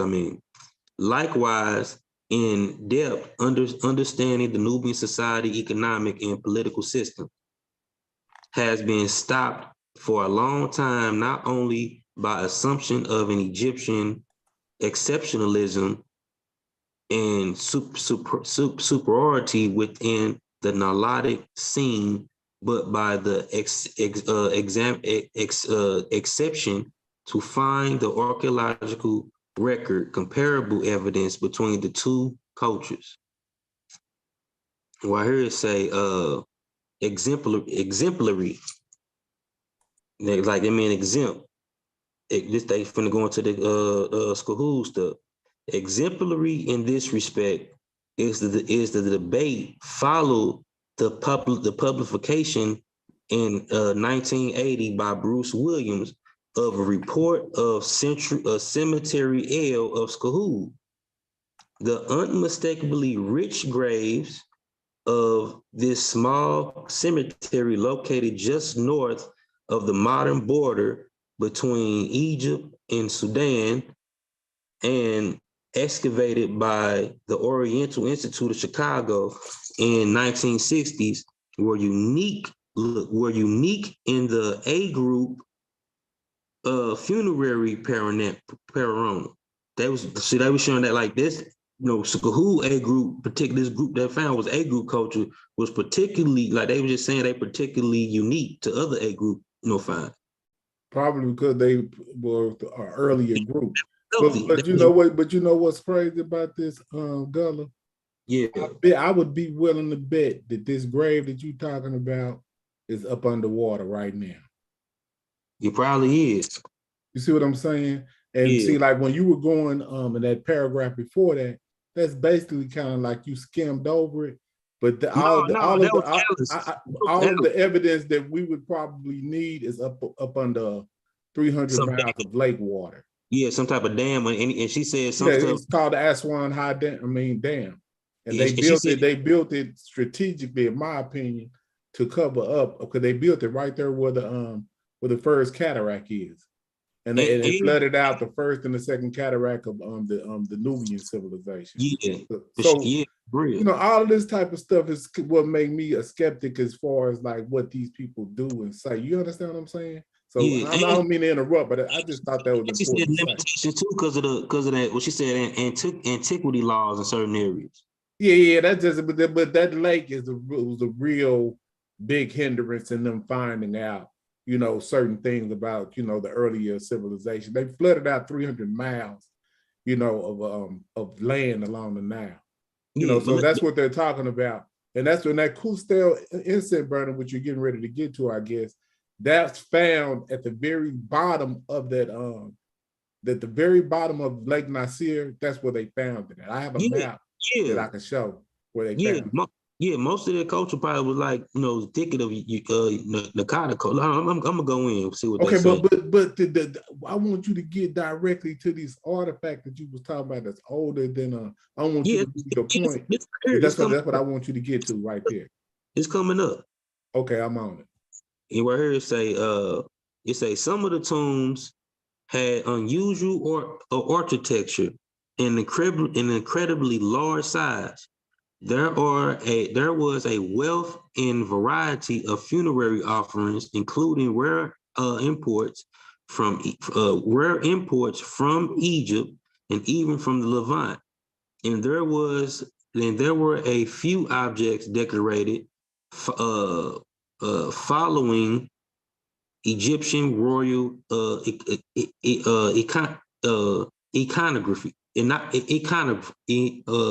iconography. Egyptian royal iconography of the Nakata III period. And this is important. Remember, they said that the Nakata III, the Skahu was more so Nakata III period. Thus, preceding the first dynasty. Of course, it was preceding the first dynasty, but it's something older than that. And right here, then too, it say two Williams, Bruce Williams, tombs with such size and wealth in Egypt would have been recognized as royal. And because they predated any royal graves known at that time in Egypt, he proposed who was a birthplace of pharaonic civilization several generations before the rise of the first historic Egyptian dynasty. Hold up. Can we find out? Okay, I'm not done. Hold on. That's Williams 1980, and then right here, it say his generation. I say his words were understood by many scholars, among others William. It say his words were understood by many scholars, among others William Adams, suggesting nothing less than a Nubian origin for the imperial pharaonic monarchy of Egypt. Adams, 1985. And it said, and for this were highly criticized. And then they say Williams replied that no such claim was made. This Bruce Williams said no such claim was made by him, and that his intention was to raise the claim of a strong possibility that Egypt's founding dynasty originated near Custud, and that the unification was accomplished from Nubia. However, the claim for some scholars, the inconceivable idea, inconceivable meaning unbelievable idea of a primary role for Nubia in the rise of Egyptian monarchy has been reconsidered after more recent finds in Upper Egypt, dating back to Naqada 1. So that's earlier than Naqada 3, Naqada 1 period. The early manifestation of elite iconography. That the tombs found in Skahul were exceptional and comparable to those of the earliest Egyptian rulers remains nevertheless a fact. So they're saying they're still comparable to the Egypt because they were around on the same time. You can still comparing, that was two different scopes. And it's right here say defining the complexity of the Nubian A group has been challenging issue. In fact, although recognized as complex, it has never been considered to be as complex as ancient Egypt. In other words, if pre-dynastic Egypt developed into a state, the Nubian the Nubian A group at most could have reached a proto-state level, more likely a chieftain, according to some scholars. Such an approach based on an inward-looking tendency of Egyptology has as a discipline and now much challenged neo-evolutionist paradigm. Did not consider the distinctive social economic organization of Nubian A group. The spatial distribution of A group sites found both along Nile and in the deserts, and the former with evidence of fishing and cultivation. The latter, which abundance remains domesticated animals, points to a society with certain degree mobility and opportunistic fluid economic pattern that included more than one specific activity. It is, however, the social value that herding had within the society, often displayed in ritual settings such as elite burial grounds, that supports the definition of pasture. The ability of pastoral groups to develop the alternative forms of social political complexity has been recognized by scholarship from other areas of the world and Africa, and as a matter of fact, it has been recognized also for historic periods in Nubia. And there is no reason not to recognize it for earlier time. Therefore, the inquiry to address is not whether the A group was complex as Egypt, but how it was complex and how it differed in its complexity. This changing perspective helps interpreting the Skahul evidence in its proper social political setting and ultimately reconstruct the historical process. Serious of the fact changes and developments behind the origins of the earliest Nubian complex polity. The present overview is informed by the application of this theoretical approach, drawing upon a much wider database and include archaeological and paleological environmental records from the greater Nile Valley. Terminology and chronology are both issues to consider. The term A group introduced by George Reisner at the beginning of the past century, remained by Hans Akib Norman as seminal work dated in 1972, convoys the monolithic and outdated definition that misrepresent the cultural complexity now referred from the archaeological record. Although without the years, there have been many attempts to challenge the term. No conclusive agreement has been achieved. The A group is not the only culture identified in the fourth millennium Nubia. The term Opkin defines a culture already known from the Neolithic phase. Usay, this and it's a archaeologically disputed from the second and third cataract, and chronologically covering the first half of the millennium. With the term pre-Kerma is indicted a third culture originally identified in the Kerma region and date from the end of the fourth millennium to the first half of the third millennium. With the hold on. Are you still with me, James? Yeah, I'm listening. I'm just like, but this is basically just confirming stuff that I'm kind of saying. It's crazy. Yeah, because you had like that middle now area, you had like a combination or influx of culture fastening to each other there even before you even get to Egypt. You know what I'm saying? These combinations of different tribes and different peoples, and them bouncing off each other in competition and trading off in culture even then. You know what I'm saying?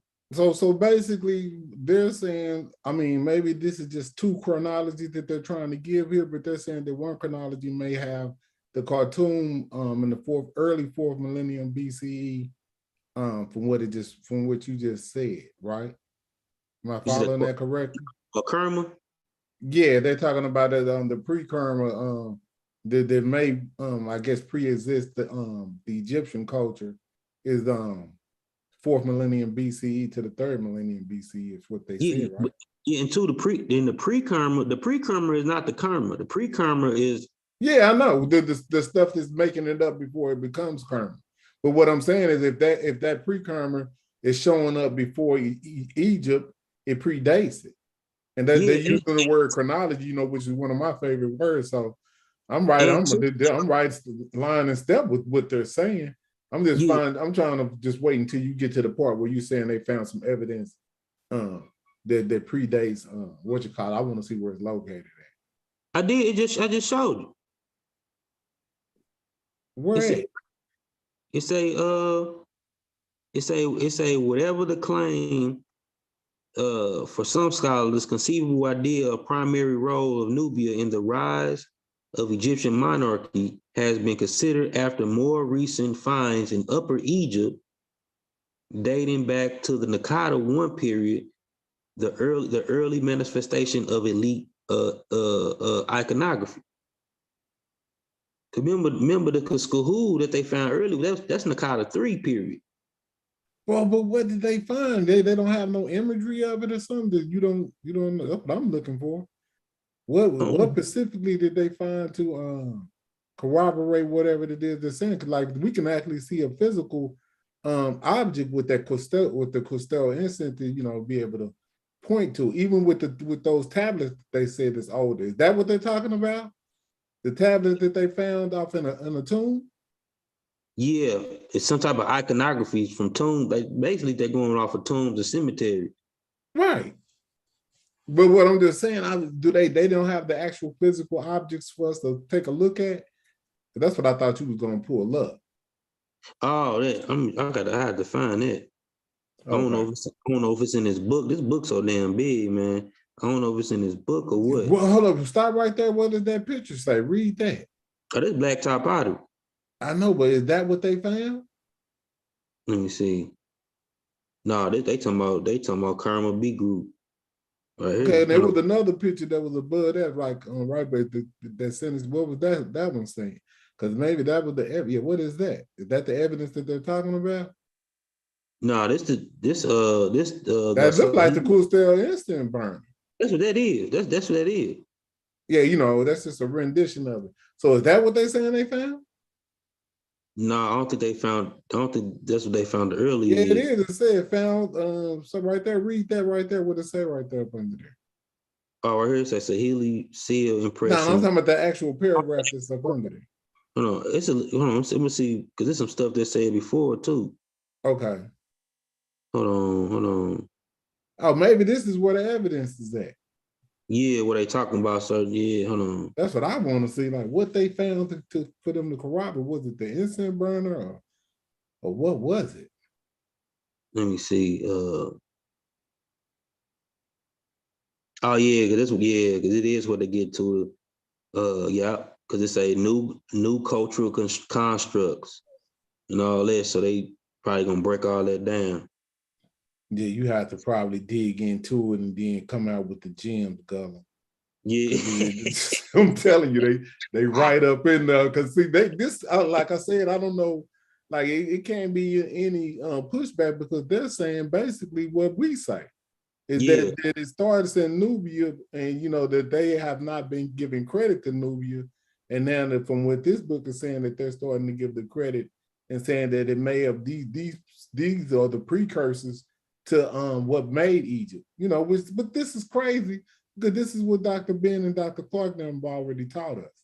So it's just really like European confirmation of what the African or what they used to call Afrocentric thought was. That's all this is, right? Somewhat, but they you know just what I'm saying? We just see like I be like we don't really give the elders and the ancestors the credit. They push the line. Now they're just conceding based on evidence, but that we already knew because like most of us, we just pretty much just put this stuff together because we never had a voice in the fight until what probably the 1950s or something. That's when we just got a chance to even say something. But this they trying to explain that the A group culture was complex. You know what I'm saying? Just as the Nakata culture was. Okay. You know what I'm saying? But it had its own form of complexity or whatever. Right, but okay, but if you look and see, if we were to pull up a map, Gullah, and we just did common sense, you know, a common sense conversation, most people would say that most populations are going to be where it's vegetation and you know, it's the weather's to where you could live. Like living in a desert is not something that humans really want to do, right? So when you look at where you would think the most of the populations would either settle or where they would come from, they would come from the south based on, you know, the green vegetation. That's where most people could settle at. Now, I understand that you have the Delta up there, but you know, the Delta is really small when you compare what's going on down in that Sahel area, right? Yeah. What's the possibilities down there? So that's what I do. I'll look at a map right now and just look at what's going on. You know what I'm saying? And say, man, you know, people, if you know in America that 80% of the population lives west of Texas, you know that? You said what now? 80% of the population in America live west of Texas. Do you know why? Why? Because the West Coast is nothing but a desert. Oh, yeah. You see what I'm saying? So you just use those type of common sense analysis in your everyday. And then if you go look at the population of Africa, you only thing you got to do is just look the population of Africa by countries, and you're going to see the populations in Libya, Morocco, all of those countries. Those are the two based on the Nile. Those are the two out of those two countries. Those are the two populous countries in that area. But Libya, anything else up in there, Tanzania, I mean, anything else up there is barren because of, you know, the living conditions. You know what I mean? So you just look at that's going on today. Like it might be 5 million people in Libya right today. You know, that's like, where you at, Gullah? You said where I live at? Yeah, you know, how many million of people that stay in St. Louis? I don't live in St. Louis. I moved. I live in Houston. Oh, so you might be living in somewhere where there's 3 million people there. Right now, 3 to 4 million people in one city. That is almost the whole population of Libya today. So imagine, well, what was the population back for 4, 5, 6 million, thousand years ago? It couldn't have been that many people there. You know what I'm saying? So we just got to look at stuff and stop looking at it in a vacuum. Use some common sense, because I think that's what the ancestors and the elders did for us. They've already given us this information, is what I'm saying.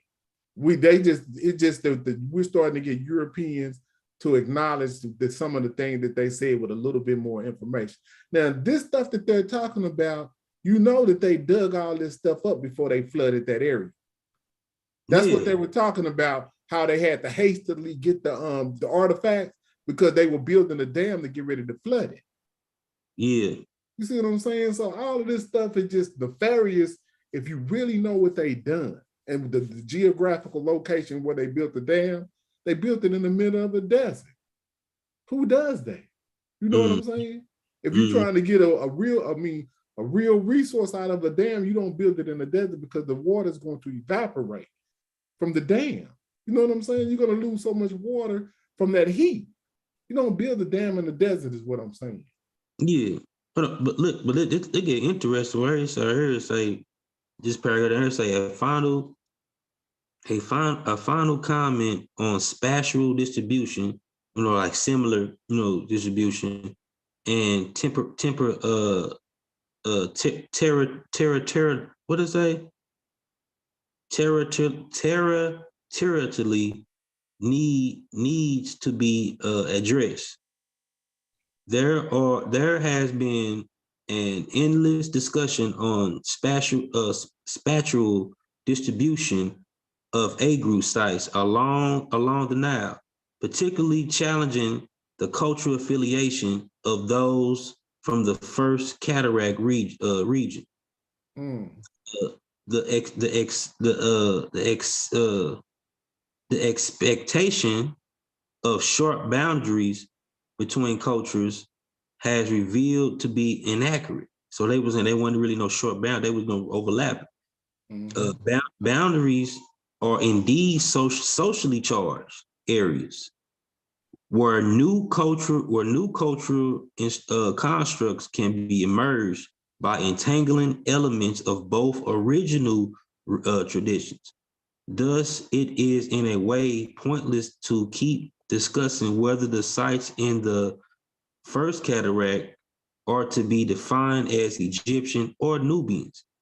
As attested by material culture, they are part of the Nakata cultural system, but at least part of the population living there had a Nubian heritage. So just showing you know what I'm saying?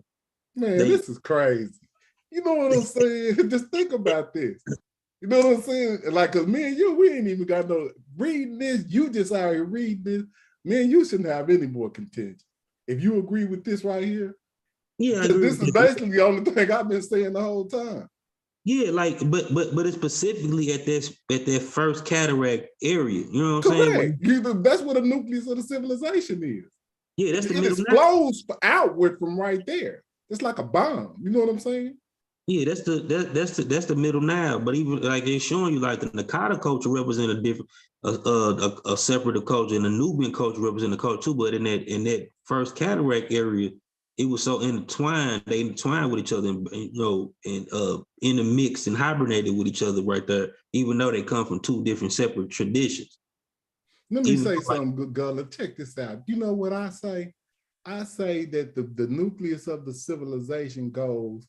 And this is me agreeing with Dr. Ben, because he said this in the 90s. And then I've looked at all of the new scholars, what they say, and it always starts with the Badarian. The Badarian culture is right there at the Aswat area, right?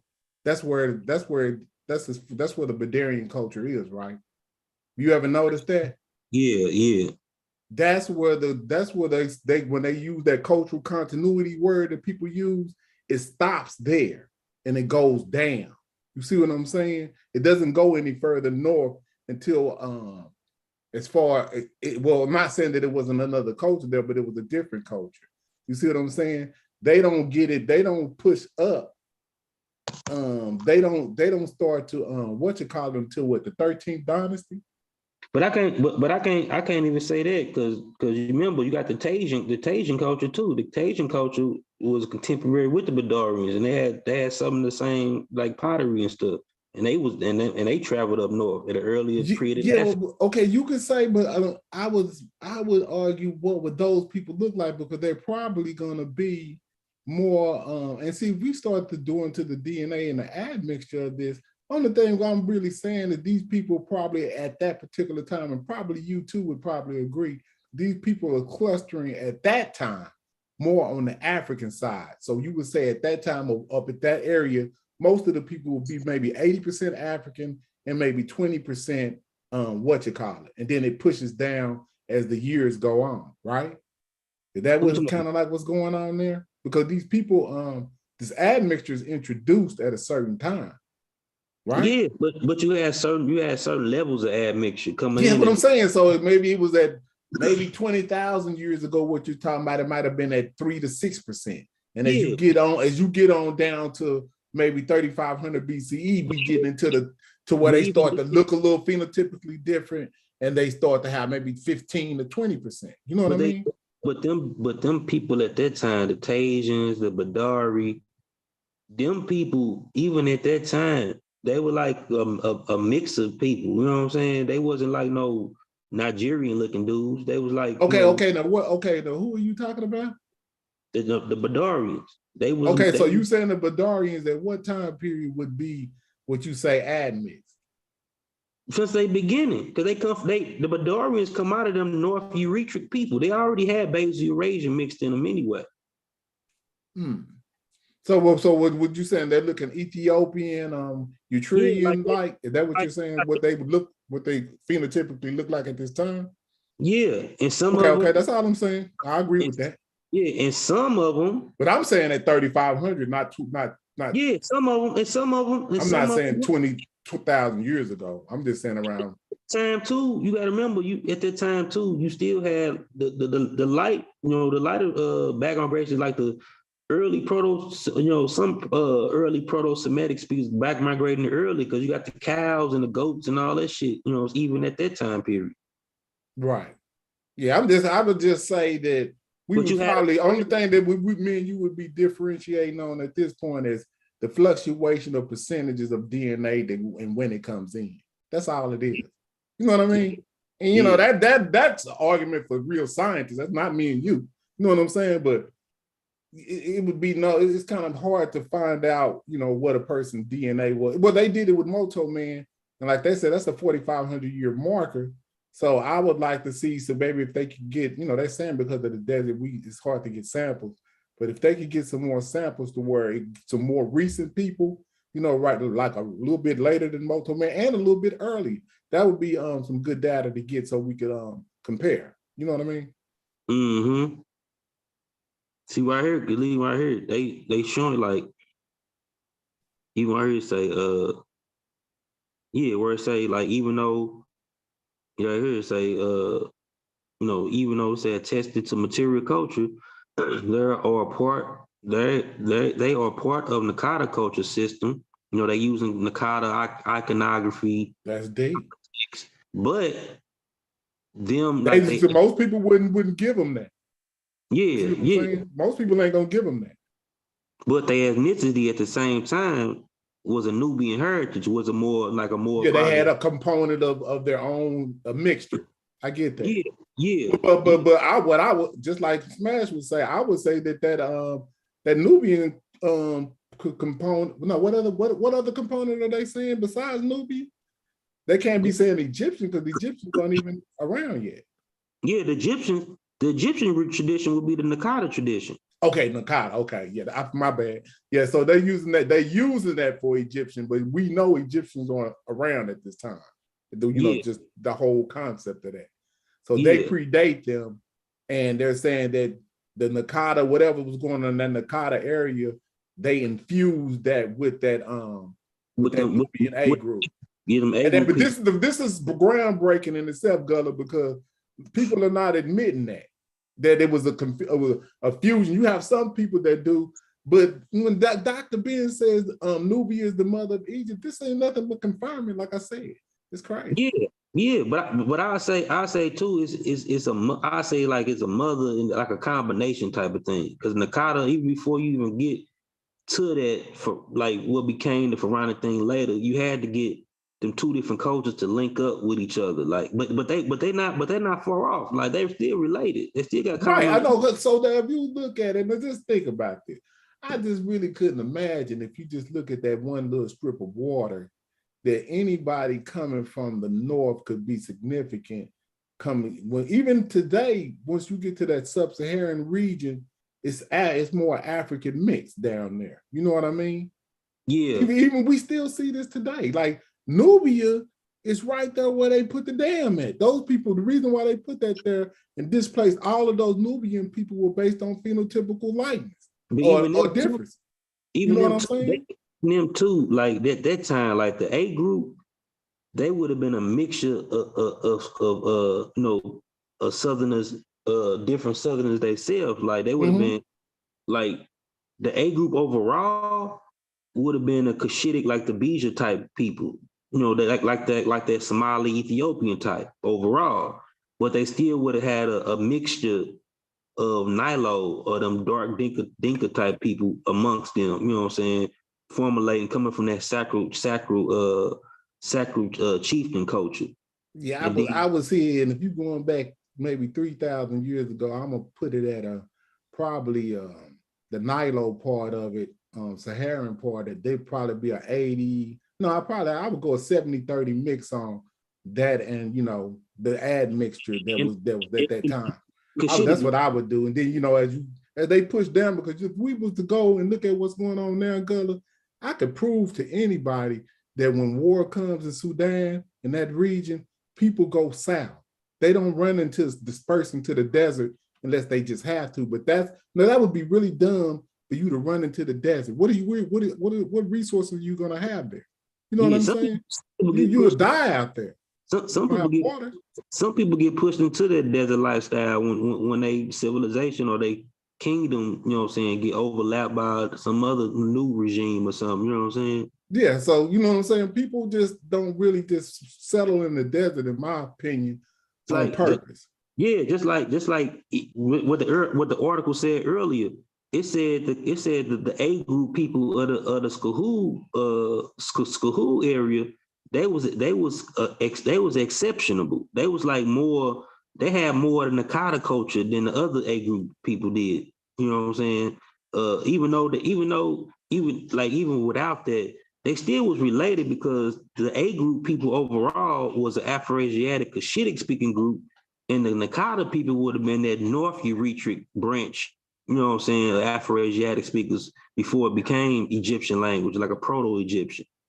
You know what I'm saying? And then, but at the same time, them A group people still would have had an Nilotic lineage too, by them being, immediate neighbors to their immediate south, or not even always south. Sometimes they'd like be immediately east of them, because even the pre-Kerma would have been the same people as the A group people, but the Kerma people, Kerma culture, Kerma proper, would have represented a regime when the Nilo-Saharians came into more dominance. You know what I'm saying? Because they was full blown Nilo-Saharian speakers, especially the elite. The elite was more mixed though. They was Nilo-Saharians people essentially, but they had an overlap mix. You know what I'm saying, with Cushitic people that they were trading with and intermarrying with. But you still had other tribal groups, that was in the region that was probably still full blooded tribally Nilo-Saharian, and some that was full Cushitic, Cushitic population, in certain regions. Right. And then I hear it say, the chapter briefly discussed the temporary influx of archaeological data from Nubia and its interregional setting, also debating the interplay with Egypt that strongly shaped the Nubian pathway to complexity to power in its early stage. And they showed the maps, where they were talking about the different areas and stuff like that. That probably, I hope they give the area where they found them artifacts at too. That's why I think that's why they showing this map and the numbers and the city, you know, the different areas where, you know, where they naming it, so you can just look at this map when they mention it. You know what I'm saying? Right. Right here, and I hear it say the new cultural construct. So they got like new, you know, they coming, you know, new cultural concepts. You know, they got new, you know, they coming up with new concepts of how they seeing this. You know what I'm saying now? And they say due to climate deterioration, deterioration around 5400 BCE, deserts on both sides of the Nile became unsalted for long seasonal occupation. And two, I want to say too, James, another cultural identifier of some of these different groups is their pottery. Like that blacktop pottery would have been them Cushitic, Somali, Ethiopian type people pottery. And that wavy line pottery would have been them Nilo-Saharan people's group pottery. Because they even still, a lot of them people still do that pottery even up to this day. Like some of the Nilo-Saharan groups. Like you can even find it all the way into like West Africa and the Niger, where you find some of the Kefian population, some of them early, you know, proto-Songhai type groups with the pottery. Right. That same wavy line pottery. Yeah, I was just over here looking at one of these timeline maps of kind of like, because I like visuals, so I wanted to see, you know, Neolithic, you know, and stuff like that to see what time periods, like actual dates of what they're talking about. So the Preolithic culture starts at 8,000 BCE. That's for, it says from 500,000 to 7,000 BCE. So see, that's just a bunch of nothing. It's like even the naming of that culture, because nobody knows, and they're just putting a whole bunch of stuff together. That's almost coming from turning into Homo sapiens sapiens. You said what they say? Yeah, when they do the Preolithic culture, Paleolithic culture, and it says from 500,000 to 7,000 BCE, you can just safely say that that's turning into a Homo sapiens sapien and Neanderthal and stuff, right? You know too, but that's how far back they're going when they named this culture. Yeah, but they looking at from big history. They looking at from a different standpoint. They like Paleolithic can be broken up into sections too. Like Neolithic is like the end, like the new shit. You know. Okay, so Neolithic, what they got, Neolithic culture, and it has circa 7,000 BCE to 4,500 BCE, right? Yeah. So I just want to put like, you know, so people will understand when you say the Neolithic, Paleolithic, and then the pre-dynastic starts at 4,500 to 3,100 BCE. Yeah. Now, see, on this map that I'm looking at, it actually has, one of the maps has the Nubian culture starting at 3,700. It says Nubian A group culture starts at 3,700 BCE. Yeah. But then they have another thing where it says that Nubian, something about it starting prior, right? Oh, they took it all the way back to 8,000 BCE. Where at? You talking about here? On this secondary map that they put for Sudan. They did basically what you talking about in this article. They got a map. Well, no, they got a map. Hold on, let me see how far they go back. They start Khartoum, Mesolithic, and Neolithic culture at 6,000 BCE, circa. Mm-hmm. See what I'm saying? So they basically have two timelines, and they're showing you that one timeline says that Khartoum starts at circa 6,000. I don't know what they give it for Egypt. I think they giving Egypt as far as they're just calling it Neolithic at 6,000. They're not calling it the Egyptian civilization, anything about Egypt until pre-dynastic is what they call it. But they're saying pre-dynastic starts at 4,500 BCE, And then they're saying that, let me see what they said cartoon starts at. It said cartoon starts at 6,000. So that's what you're saying, right? What cartoon? In this article, you're saying that is it kind of like a 2 timeline thing that you're doing? But this one, okay, go ahead. I'm trying to think what you're saying. Like what 2 timelines? Well, what I'm saying is, what you've given in this, and what you just showed on this, on the thing from Oxford or wherever you got that from, you saying that cartoon, they're trying to revive it to say cartoon was predated it, and then actually has some Neolithic. It actually has some earlier. No, they didn't mention cartoon yet. You mean Kermit?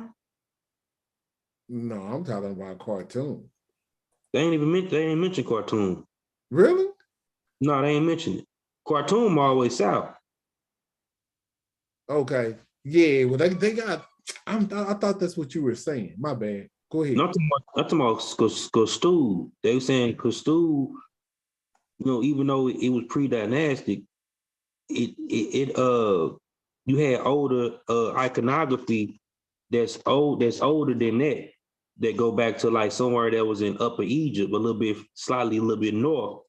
And whatever that Skahoo was, that was like an A group culture that was, that represented an A group culture that was on the southern fringes of what would be the Nakata culture.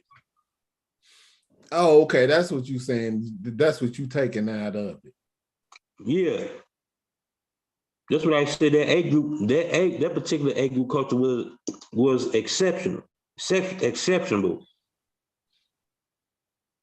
Yeah, so send me, put that in the back chat or whatever, Gullus, because I need to check something out on that. You said that was the 7th chapter? Yeah, chapter 7. Yeah, I want to look at the location of where they found this at or whatever they're talking about, and then I want to look up, because that's what I do. I want to look up and see what they found to corroborate what their theory is.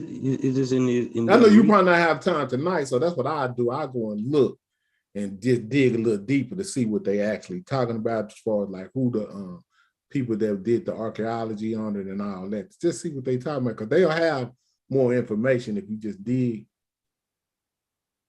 Yeah. To find out how did they come to the conclusion? What are they talking about? That's what even on the wiki article, if you type in Skahoo, they use this source on wiki too. This book. Are you talking about the incense burner, or just are you just talking about the physical location or the incense burner? Incense burner. If you type that in on the wiki article, right? They're gonna have this. This is one of the sources with some of the stuff they're saying in the article. Oh, no wonder. I already read that, so no wonder I'm in line on what's going on. Because, bro, I done already looked at the location of where, because I'm inquisitive to the point to where I want to know, okay, well, where did they find this at? And then I go and look at a map. You know what I'm saying? And it's right on the southern tip of where this lake is, this 300-mile lake that they man-made lake, which is the largest man-made lake in the world. I look at that and I say, what is up under that water? Mm-hmm. Because if you look at this map, I swear it is at the end of the lake. Lake Nasir, or Lake Nubia is what they call it. Mm-hmm. But the displacement of the Nubian people there, and to see all of that type of stuff that people don't get into and don't want to talk about. Mm-hmm. You know what I'm saying? Because that's a nefarious thing to do to flood out the origins of humanity, as far as like history, before you get all the information that you can get out. Like flooding where Jesus may have been, you know what I'm saying? To me, like where Jesus, before you could get the real story, they like just erased it. So, you know what I'm saying? That's how I look at it, everything. And that's why everything to me is suspect. I push back on it. It'll be nothing personal against you. You my brother. But, when, we sometimes we'll just take some of the things that they say and don't really just watch what we say. You know what I'm saying? Or just embrace like Afro-Asiatic, like that's kind of like giving a mixture more credit than maybe the people that were the source. We really don't have the right information as of yet. I mean, it's coming, but I think that, you know, up under that water, we lost a lot. That's all I say. Mm-hmm. That thing right here, when they say right here, they think they break it down some of the earlier finds when they say Nakata 1C, Nakata 2B, like the different level. This was gonna get good right here, where it say new cultural construct. That's why they really get into it. Like what we were reading earlier, that was kind of like the introduction. We're gonna break it down. I can mute out. You know what I'm saying? If that's what you're gonna do, I'm just saying. Hold on. But is there anything else that you were saying that you wanted to show? You was talking about you wanted to get into something. No, this was it right here. This really okay. I just wanted to make sure we didn't divert out. I didn't divert you out for what you were trying to do. Go ahead. Now I got another article too, man. I'm gonna show you. I'm just show you some of the articles I got on Nude. I'm gonna come right back to this. Bro, I got probably 1,000 bookmarks or more on stuff like this, even like PDFs and stuff that I found. I just found the PDF last night on the. I swear, Gullah. Matter of fact, I'm gonna share this into what you call it. I swear, last night. And I just thought to myself, how ironic that this is the conversation that we having tonight. Because on my Facebook page, if I screenshot it and showed you, I had bookmarked a PDF on the Lake Nasir. Yeah. And you see this? Go ahead. You see how this, like, that I got the Egyptian up there, which would probably, like that'd be Nakata people. And you got the Proto-Beja, in a C group, C group. This is based on language families and culture. Then you got the they call them right here, they saying pre-Meroeg, but in this article, pre-Meroeg would be the same thing as pre-Kerma. Hold up, leave that right there, Gullah. Hold on. Just keep talking. Yeah. Leave that map right there.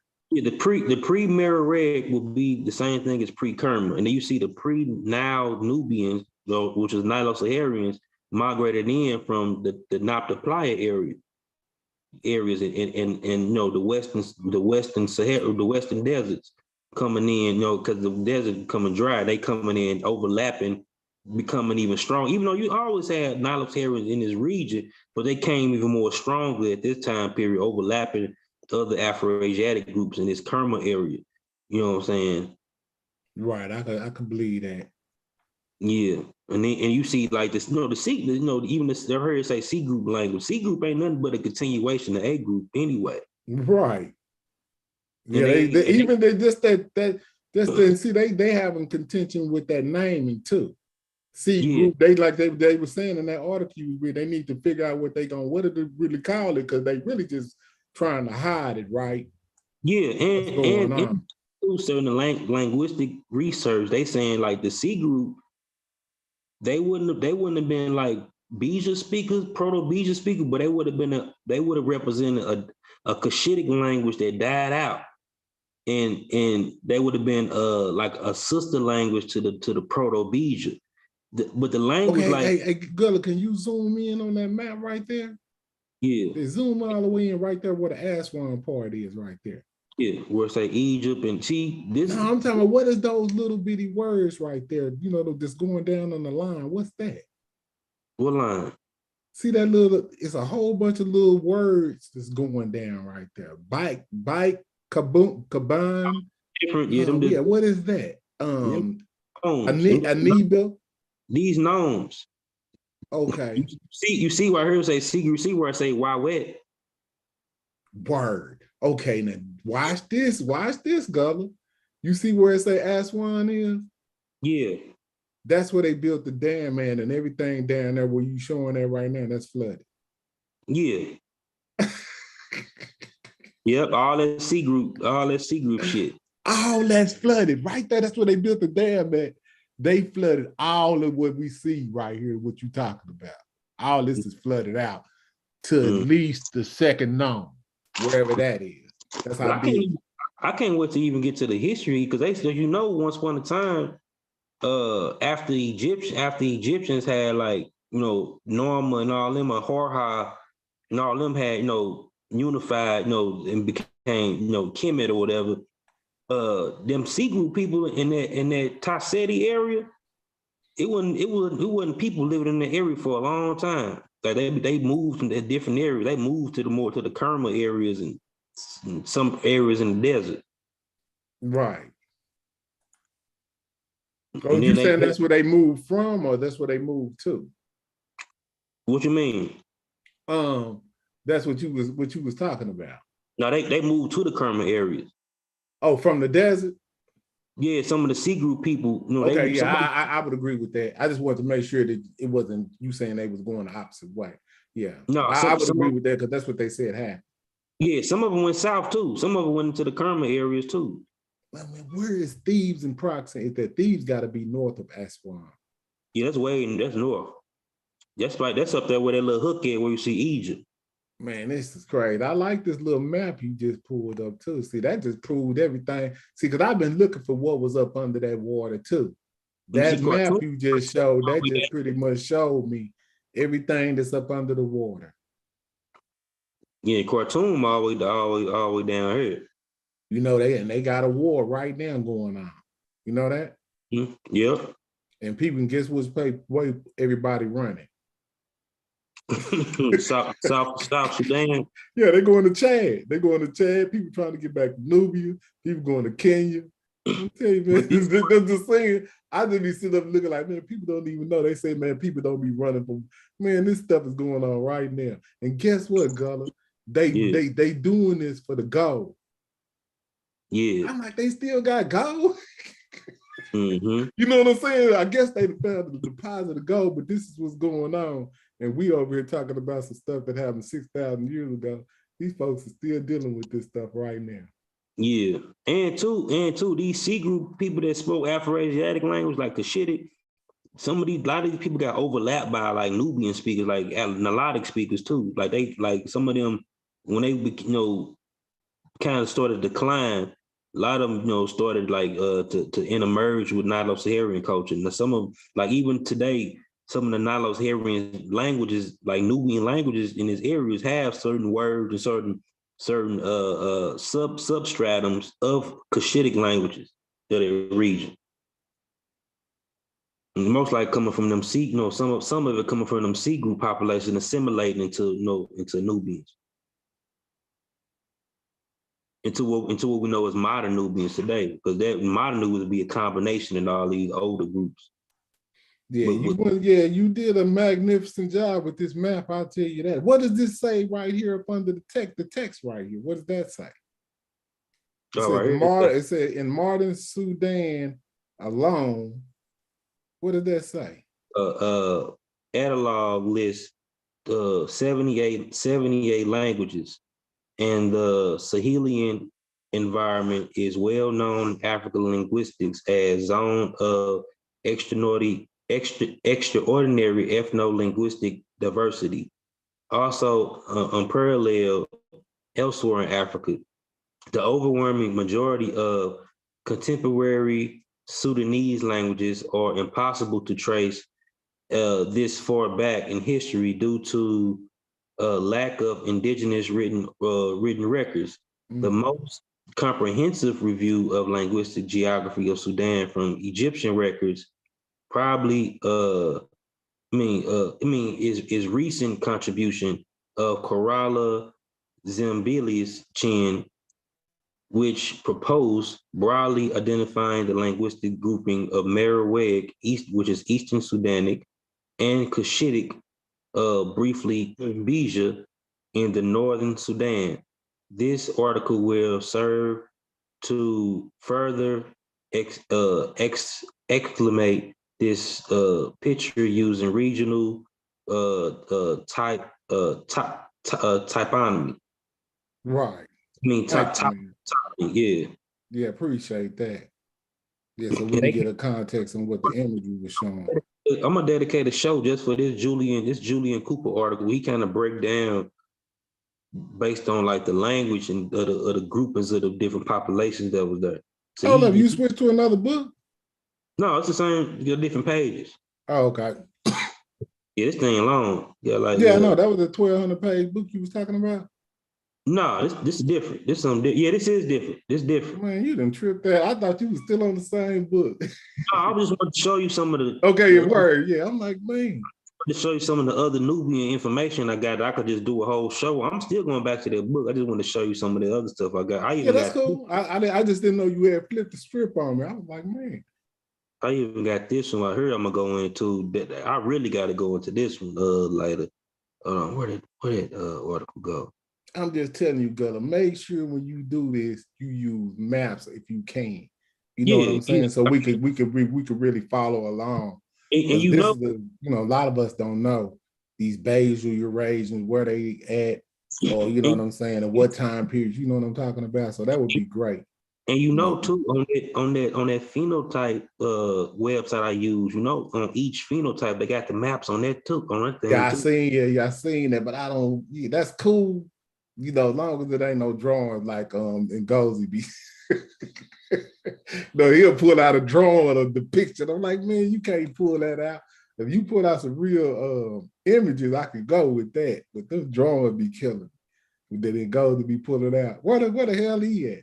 But that I don't know. He think probably at work. But that phenotype map thing is based on photos, photo pictures of real people, real tribal people. They just kind of fuse it together, make that. Right, yeah, that's cool. I mean, I liked it that website. I don't know if Ngozi may use that too. Yeah, but I liked it. That was pretty cool. I think I may have ran across that myself once upon a time. Like I said, I got probably 1,000 bookmarks like you got. Yeah. And like this one, I'm gonna go on this one day too. The critique of Black pharaohs thing, racist perspective of Egypt and Cushitic Nubian interactions in popular media. It's Keith W. Crawford. He going in on that National Geographic. How they was racist, coming to saying the black pharaohs of the 25th dynasty and shit. They could trying to place that emphasize on modern concept. Right, because see, if like I said, all the way up until the 13th dynasty, I'm rocking with Dr. Ben that it was an indigenous African culture. Only to the 13th dynasty do you start to see it start to break apart. And is that the first intermediate period or the second one? That's the second. Yeah, okay. At the second intermediate period, it breaks up because of the Hyksos invasion. So you see all of that, and they wrote it down, told you what happened. I don't know why people be trying to have conjecture on when you got primary documentation of what happened. But around the Gurza culture, which is the Nakada too, we did have like, them trading, with Mesopotamian culture, and of course people coming in, intermarrying and mixing because of trade relations and shit. Yeah, that would be conjecture, but I could say that could be a possibility. But yeah, that's cool. I mean, trading and stuff like that, nobody could deny that. But what I'm talking about is when people start to come into your territory as citizens or invaders. You know what I'm saying? It's a central culture, but during that time, they was getting influenced by other people just to trade, intermarrying, people coming back, traveling, all that type of stuff. Right. But they still had their culture was their culture. Even though they added other cultures on to it. You know what I'm saying? Right. Yeah, I just don't know how fluent the intermixing was. I think a lot of that be conjecture that you really can't really substantiate. When you do stuff like what the Smash do with like text, it shows they may not have been so keen on intermixing and to the level that some people try to, infuse into the conversation. Yeah, but it had to be mixed. I'm not saying that it wasn't, but like I said, if you look at that now, man, it's a very thin strip of land, and to be able to get down to where to add mix like that, you'd have to travel down to the Sahel.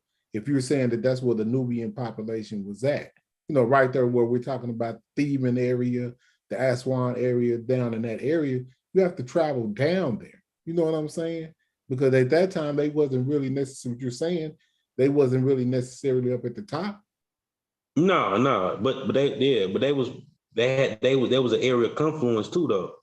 Yeah, you know what I'm saying? So people may come, but for a woman to travel at that time by herself, I don't know how she would get there.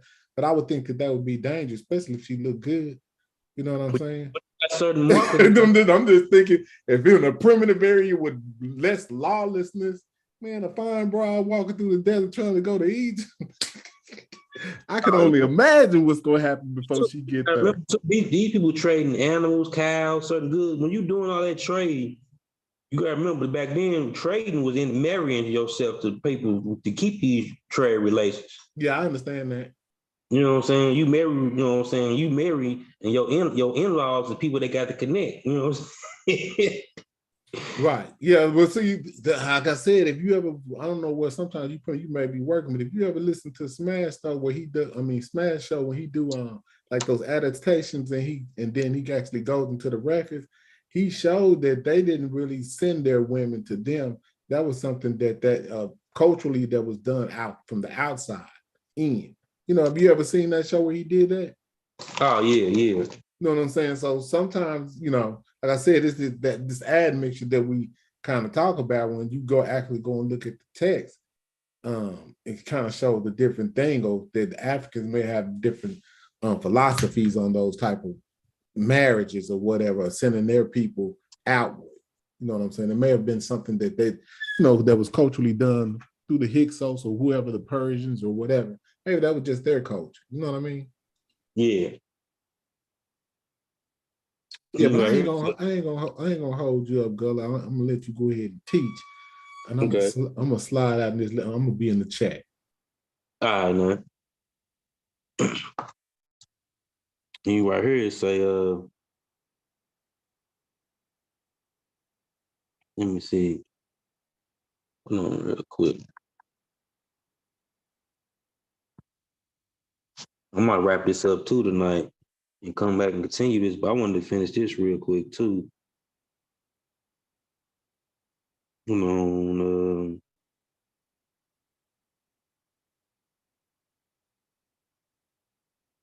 Okay, it's a new cultural constructs. Here it's a new climate deterioration from around 5400 BCE. Deserts on both sides of the Nile became unsuited for a long seasonal occupation. This created on one hand a higher population density, favorable areas along the river with proliferation of sites. In Middle Egypt and between third and fourth cataracts, and on the other hand, a seasonal specialization, nomadic pastoralism of both of those staying in the desert. This is particularly true in the Nubian desert and is well attested by the shift in settlement pattern recorded in the Nabta region, where the large semi-permanent villages dated to the 8th and 7th millennia BCE are replaced by ephemeral installations where remains of domestication of animals are frequent. The spatial distribution of such desert sites proves pastoral nomads were engaged in seasonal movement involving large areas to include Egypt and Central Sudan. These mobile communities were fundamental in expanding during the 5th millennium BCE and super-regional sphere of cultural contact, creating a shared Nubian-related cultural background in the Greater Nile Valley. From where at the beginning of the 4th millennium BCE, Nakata culture arose. The Nakata culture consisted of a novel ideological system based on shared sets of beliefs and practices instrumental in creating a unique Egyptian identity that will support a new socio-economic network and eventually the rise of political power in lower Nile region. The initial evidence of Nakada material culture corresponding to phase A, Nakada 1A and B, 3800 to the 37 and 50 BCE was found in Abydos region, spreading as far south to Lower Nubia soon afterwards. So there was an Abydos, James. It was an Abydos where they found the Nakada one still that was like a little older than the Skahoo. That answers your question right there, James. It was in Abydos.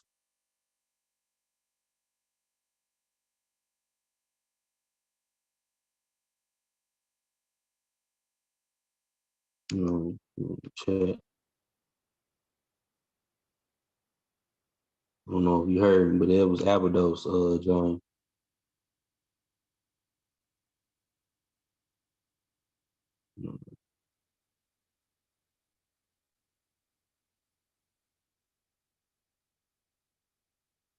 There we go. Let's see something real quick.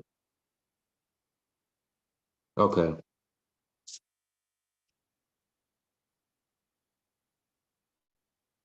Okay. A dense settlement was established for the first time both in Upper Egypt and in Lower Nubia. The habitation of funerary sites were placed at points where the cultivable land was available. A three-tier settlement hierarchy developed in Upper Egypt since the beginning of the phase, Nakada 1C, 2B. In Lower Nubia, settlements of this period, although poorly studied, also seem to display hierarchical differentiation. In addition, they are more varied, including rock shelters and architecture that remains. Of addition, they are more varied, including rock. They remains of stone, but foundations found along post holes of wattle and daub structures. The hamlet of Nag el Carmelia, north of Aswan, located in what soon became the southern frontier of Egyptian state, provides an insight as community identity and consists with sequence of occupation with hearths, post holes, pots built in as installations, small plastered pit basins, and sand floor. Radiometric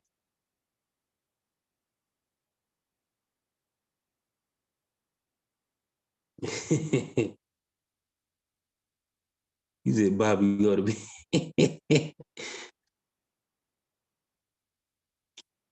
Okay, plastered basin, sand floor, radiometric deterioration from hearth dates to site, 3800 to 3600 BCE, corresponding to Nakada 1C, Nakada 1B.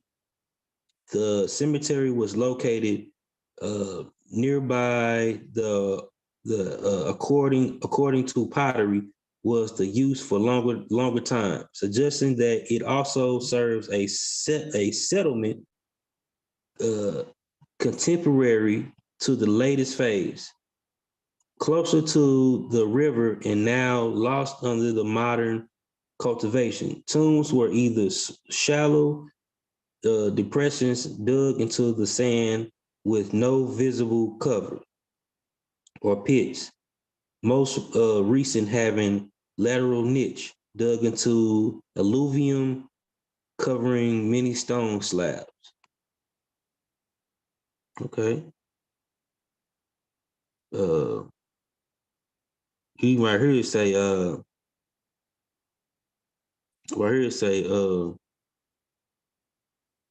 most of the ceramic lithics artifacts of Nakata tradition, while okay, right here say such such funeral such funerary architecture typical of Nubia is rarely found in Upper Egyptian context. Let me read it again. Such funerary architecture typical of Nubia are rarely found in Upper Egyptian context. And say most of the ceramics in lithics artifacts are of Akkadian tradition, while others are local productions such as the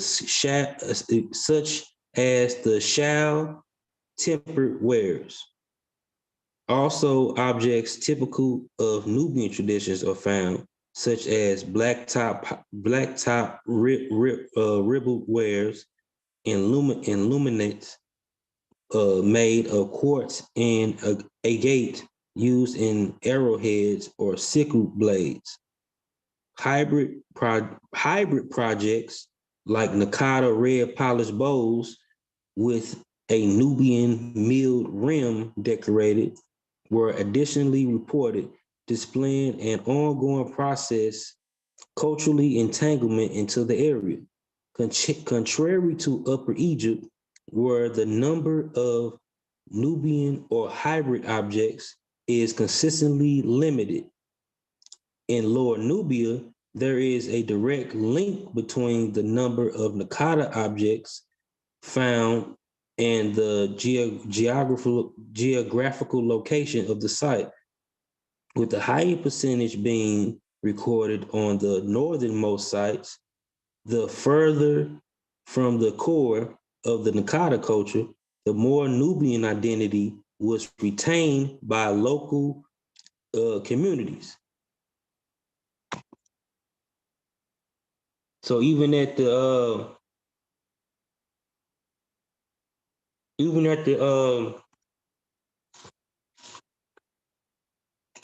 so even when you they basically saying further south, the identity become more Nubian.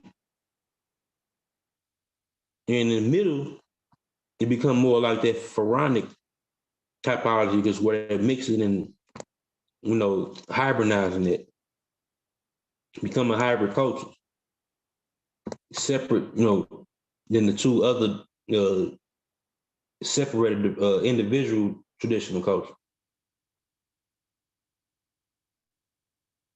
Let me see.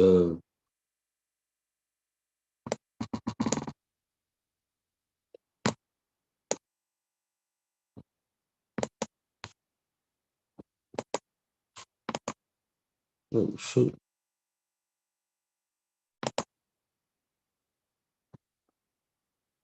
What I did.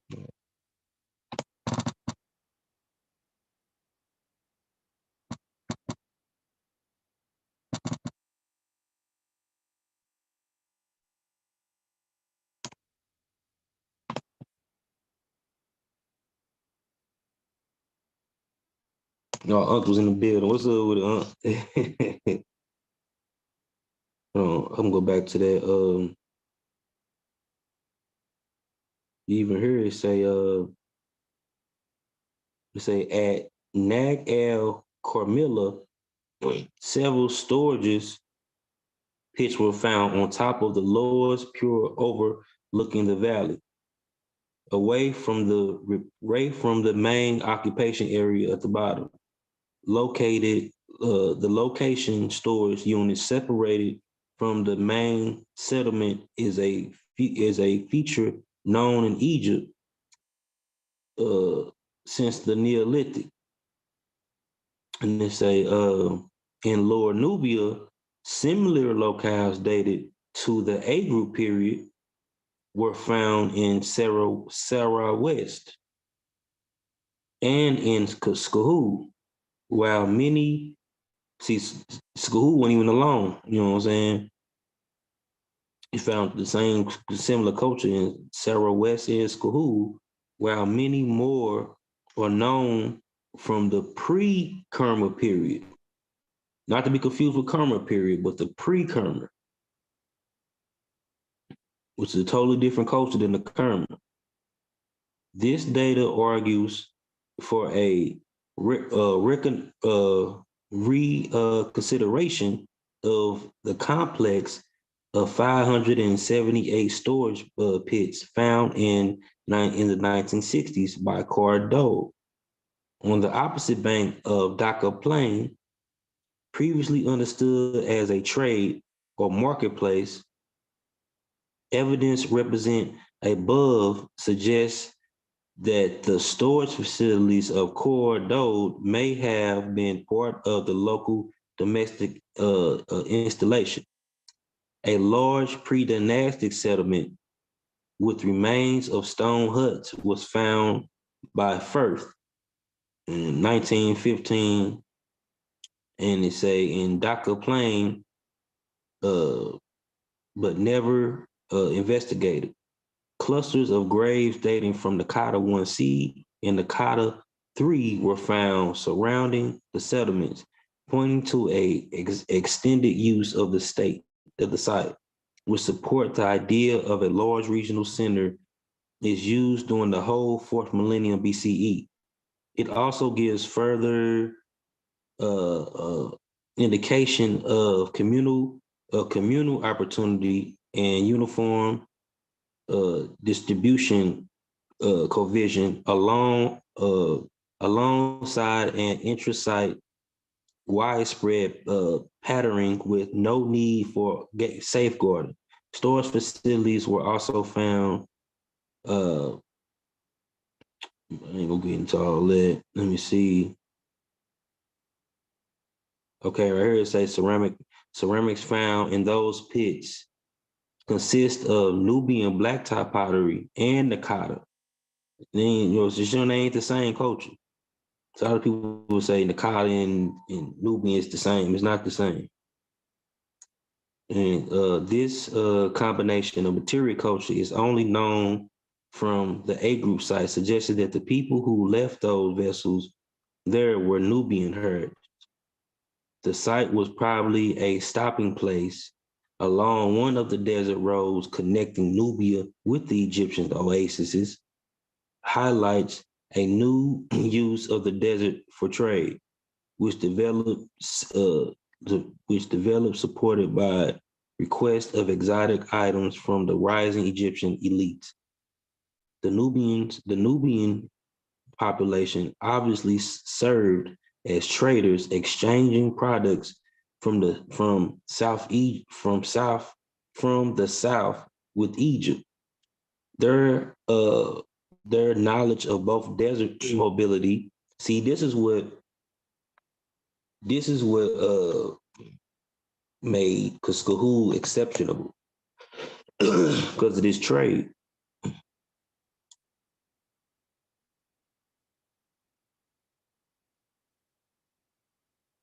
Right here say, okay. Where was I at? Yeah, mobility, okay. And it say, occurring as part of the pastoral tradition, the river navigation at the cataract in Nubia was probably a key element in developing their role as middlemen in their control of trade routes and way stations. The funerary data of Lord Nubia displayed geography, chronological, and social variability. Earliest tombs consist of pits cuts into alluvium, circular in shape, and become rectangular and rounded corners, and with literal niche by mid-millennium. A particular beehive shape is also found in the North cemeteries. So I'm gonna just prove my point on that point. I'm gonna go in I'll probably go in on another channel. I mean, on another show. And try to wrap this up. I'm getting late.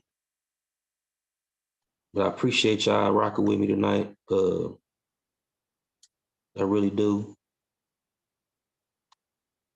Oh, somebody was on chat. Okay, that's okay. I really do. I appreciate it, man. Like and subscribe my channel. It will be coming back, so I might finish it tomorrow. But I'm thinking about it. Appreciate y'all rocking me on Demon Night Friday, getting the sources in. I really didn't get into the weekly order before I really wanted to get in either. James, I kind of interrupted about James. Next time, I probably ain't gonna have him come on, or anybody, not personal, but anybody come on, just finish out my major points I wanted to do.